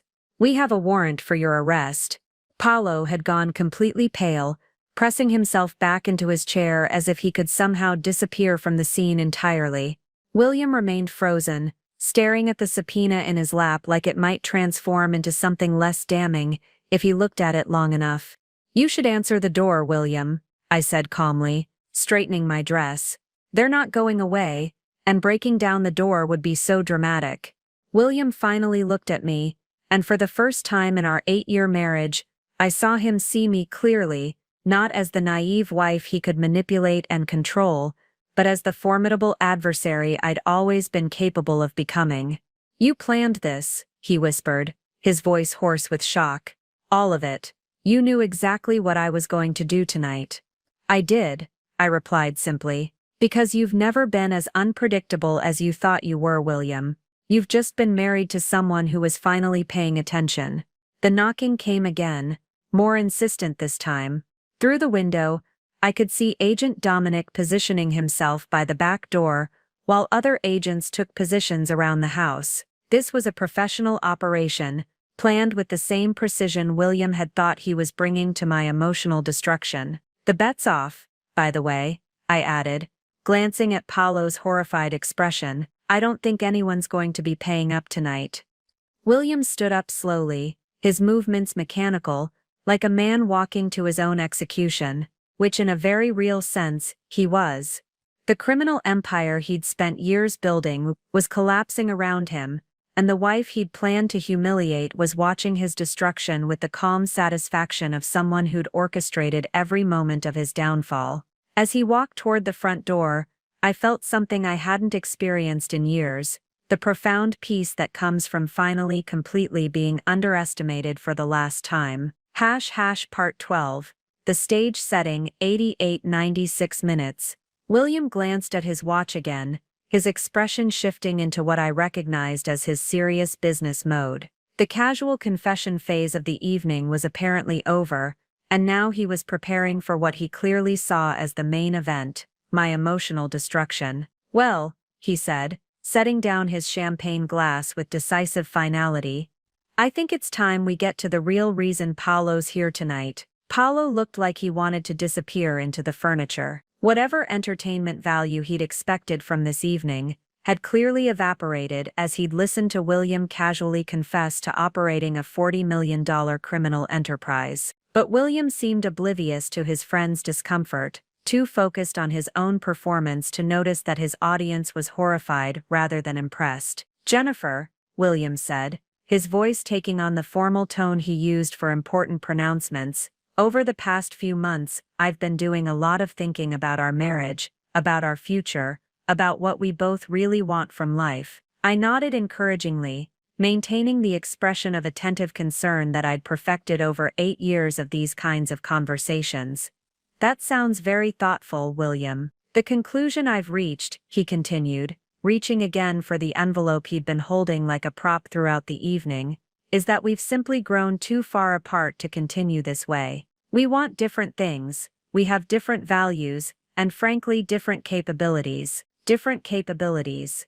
The phrase hit me like a physical blow, not because it hurt, but because it perfectly encapsulated William's fundamental misunderstanding of who I was and what I was capable of. He was about to divorce me because he believed I lacked the sophistication to understand his criminal genius, completely unaware that I'd been documenting his every move for federal prosecutors. I see, I said quietly. And you felt Paolo needed to be here for this conversation because William exchanged another meaningful look with Paolo, who was now staring at his hands as if they contained the secrets of the universe. Because, William said with obvious satisfaction, I made a bet with Paolo about how you'd react to what I'm about to tell you. The moment had arrived. After months of preparation, weeks of federal cooperation, and hours of recorded confessions, William was finally about to spring what he thought was his devastating surprise. The irony was so perfect it was almost beautiful. A bet, I asked, allowing just a hint of curiosity to color my voice. About whether you'd be able to handle this news like an adult, William said, his tone carrying that familiar edge of condescension. Paolo thought you might surprise us with your maturity, but I know you better than that. Paolo finally looked up, his expression a mixture of shame and alarm. William, maybe we should reconsider. $50 says she'll be crying within 2 minutes, William interrupted, pulling out his phone to presumably start a timer. I know my wife, Paolo. Jennifer's always been emotional about personal relationships, even when they're not working. The casual cruelty of reducing my anticipated pain to a $50 wager was breathtaking, but I'd long since moved past being hurt by William's callousness. Instead, I felt a calm satisfaction knowing that, in approximately 90 seconds, federal agents would be moving into position around our house, ready to execute the arrest warrant that would transform William's moment of triumph into the beginning of his complete destruction. Well, I said, settling back in my chair with the composed attention of someone prepared to receive important news, I appreciate that you're both concerned about my emotional well-being. Perhaps you should tell me what this is all about. William smiled with the particular satisfaction of someone who believed he was about to deliver a perfect knockout blow. Jennifer, he said, holding up the envelope like a trophy, I'm filing for divorce. William opened the front door with the resigned movements of a man who understood his life was effectively over. Agent Dominic stepped forward, his badge gleaming under our porch light, flanked by 3 other federal agents whose professional demeanor made it clear this wasn't their first high-profile arrest. William Hobbs, you're under arrest for conspiracy to commit wire fraud, money laundering, racketeering, and conspiracy to defraud the United States, Dominic announced, his voice carrying the weight of federal authority. You have the right to remain silent. I watched from the living room as the Miranda rights I'd heard delivered countless times in my professional life were read to my husband. The irony wasn't lost on me. The woman who dedicated her career to putting financial criminals behind bars had been living with one for 8 years, and now that same expertise was ensuring his conviction. Paolo remained paralyzed in his chair, apparently trying to process how an evening that was supposed to end with my tears had transformed into a federal arrest. The champagne he'd brought sat mockingly on the coffee table, a testament to how thoroughly their expectations had been shattered. Mrs. Hobbs, Agent Dominic called from the doorway as William was led toward the waiting vehicles, his hands cuffed behind his back. We'll need you to come in tomorrow for a final debriefing. The prosecutor wants to review the evening's recordings and discuss your testimony for the grand jury. Of course, I replied, my voice steady. I'll be there first thing in the morning. As the federal convoy disappeared into the night, taking William to what would likely be his first night in federal custody, I found myself alone with Paulo in the suddenly quiet house. He sat staring at the subpoena I'd left on the coffee table, apparently trying to understand how completely he'd misjudged the evening's participants. "You recorded everything," he said finally, his voice barely above a whisper. "Everything he said tonight about the accounts, the transfers." He trailed off, the full implications hitting him. "Every word," I confirmed, including his detailed confession about operating a $40 million criminal enterprise and his plans to flee the country with stolen money. Paulo looked up at me with something approaching horror. "He bet me $50 that you'd cry." I smiled, feeling lighter than I had in years. The most expensive bet he ever made, as it turns out. William always did underestimate the cost of his arrogance. The man who'd spent years convincing me I was weak, naive, and dependent had just learned that the wife he'd systematically underestimated had been building the case that would destroy him. His bet about my tears had cost him his freedom, his fortune, and his future. Part 12. The stage-setting William glanced at his watch again, his expression shifting into what I recognized as his serious business mode. The casual confession phase of the evening was apparently over, and now he was preparing for what he clearly saw as the main event, my emotional destruction. "Well," he said, setting down his champagne glass with decisive finality, "I think it's time we get to the real reason Paulo's here tonight." Paulo looked like he wanted to disappear into the furniture. Whatever entertainment value he'd expected from this evening had clearly evaporated as he'd listened to William casually confess to operating a $40 million criminal enterprise. But William seemed oblivious to his friend's discomfort, too focused on his own performance to notice that his audience was horrified, rather than impressed. "Jennifer," William said, his voice taking on the formal tone he used for important pronouncements, "over the past few months, I've been doing a lot of thinking about our marriage, about our future, about what we both really want from life." I nodded encouragingly, maintaining the expression of attentive concern that I'd perfected over 8 years of these kinds of conversations. "That sounds very thoughtful, William. The conclusion I've reached," he continued, reaching again for the envelope he'd been holding like a prop throughout the evening, "is that we've simply grown too far apart to continue this way. We want different things, we have different values, and frankly different capabilities." Different capabilities. The phrase hit me like a physical blow, not because it hurt, but because it perfectly encapsulated William's fundamental misunderstanding of who I was and what I was capable of. He was about to divorce me because he believed I lacked the sophistication to understand his criminal genius, completely unaware that I'd been documenting his every move for federal prosecutors. "I see," I said quietly. "And you felt Paulo needed to be here for this conversation because..." William exchanged another meaningful look with Paulo, who was now staring at his hands as if they contained the secrets of the universe. "Because," William said with obvious satisfaction, "I made a bet with Paulo about how you'd react to what I'm about to tell you." The moment had arrived. After months of preparation, weeks of federal cooperation, and hours of recorded confessions, William was finally about to spring what he thought was his devastating surprise. The irony was so perfect it was almost beautiful. "A bet?" I asked, allowing just a hint of curiosity to color my voice. "About whether you'd be able to handle this news like an adult," William said, his tone carrying that familiar edge of condescension. "Paulo thought you might surprise us with your maturity, but I know you better than that." Paulo finally looked up, his expression a mixture of shame and alarm. "William, maybe we should reconsider. $50 says she'll be crying within 2 minutes." William interrupted, pulling out his phone to presumably start a timer. "I know my wife Paulo. Jennifer's always been emotional about personal relationships, even when they're not working." The casual cruelty of reducing my anticipated pain to a $50 wager was breathtaking,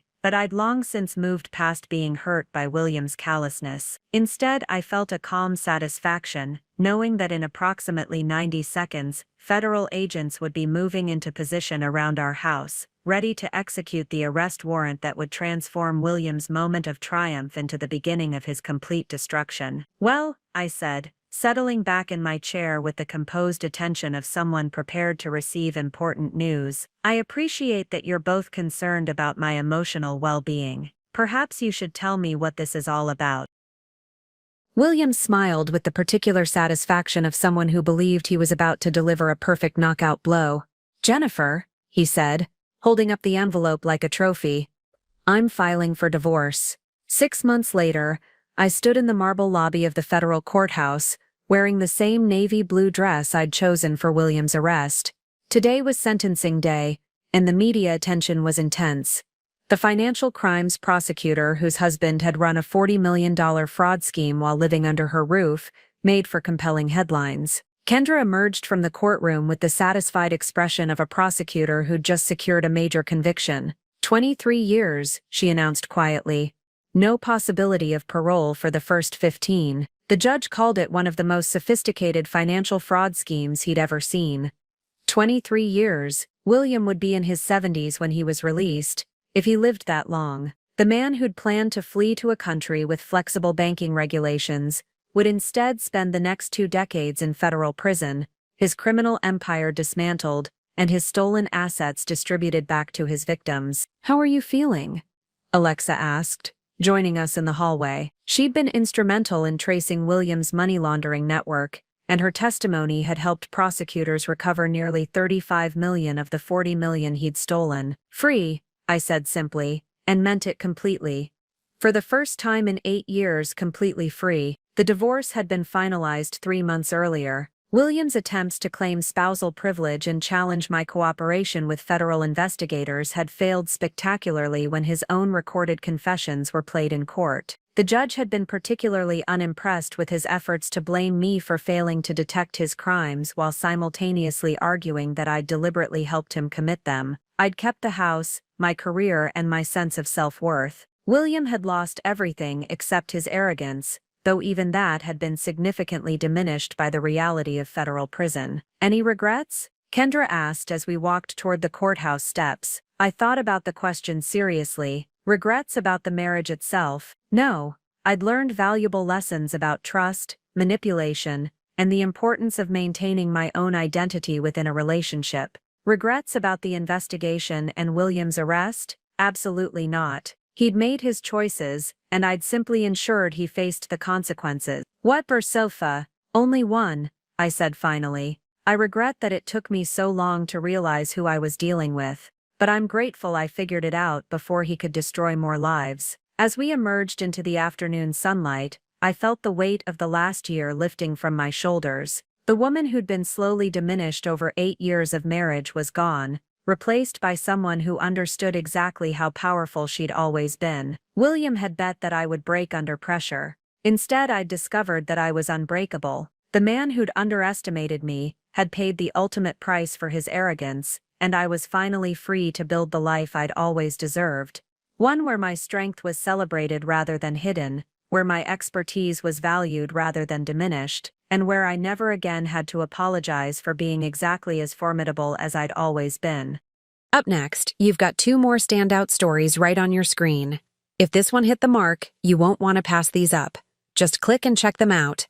And don't forget to subscribe and turn on the notification bell so you don't miss any upload from us.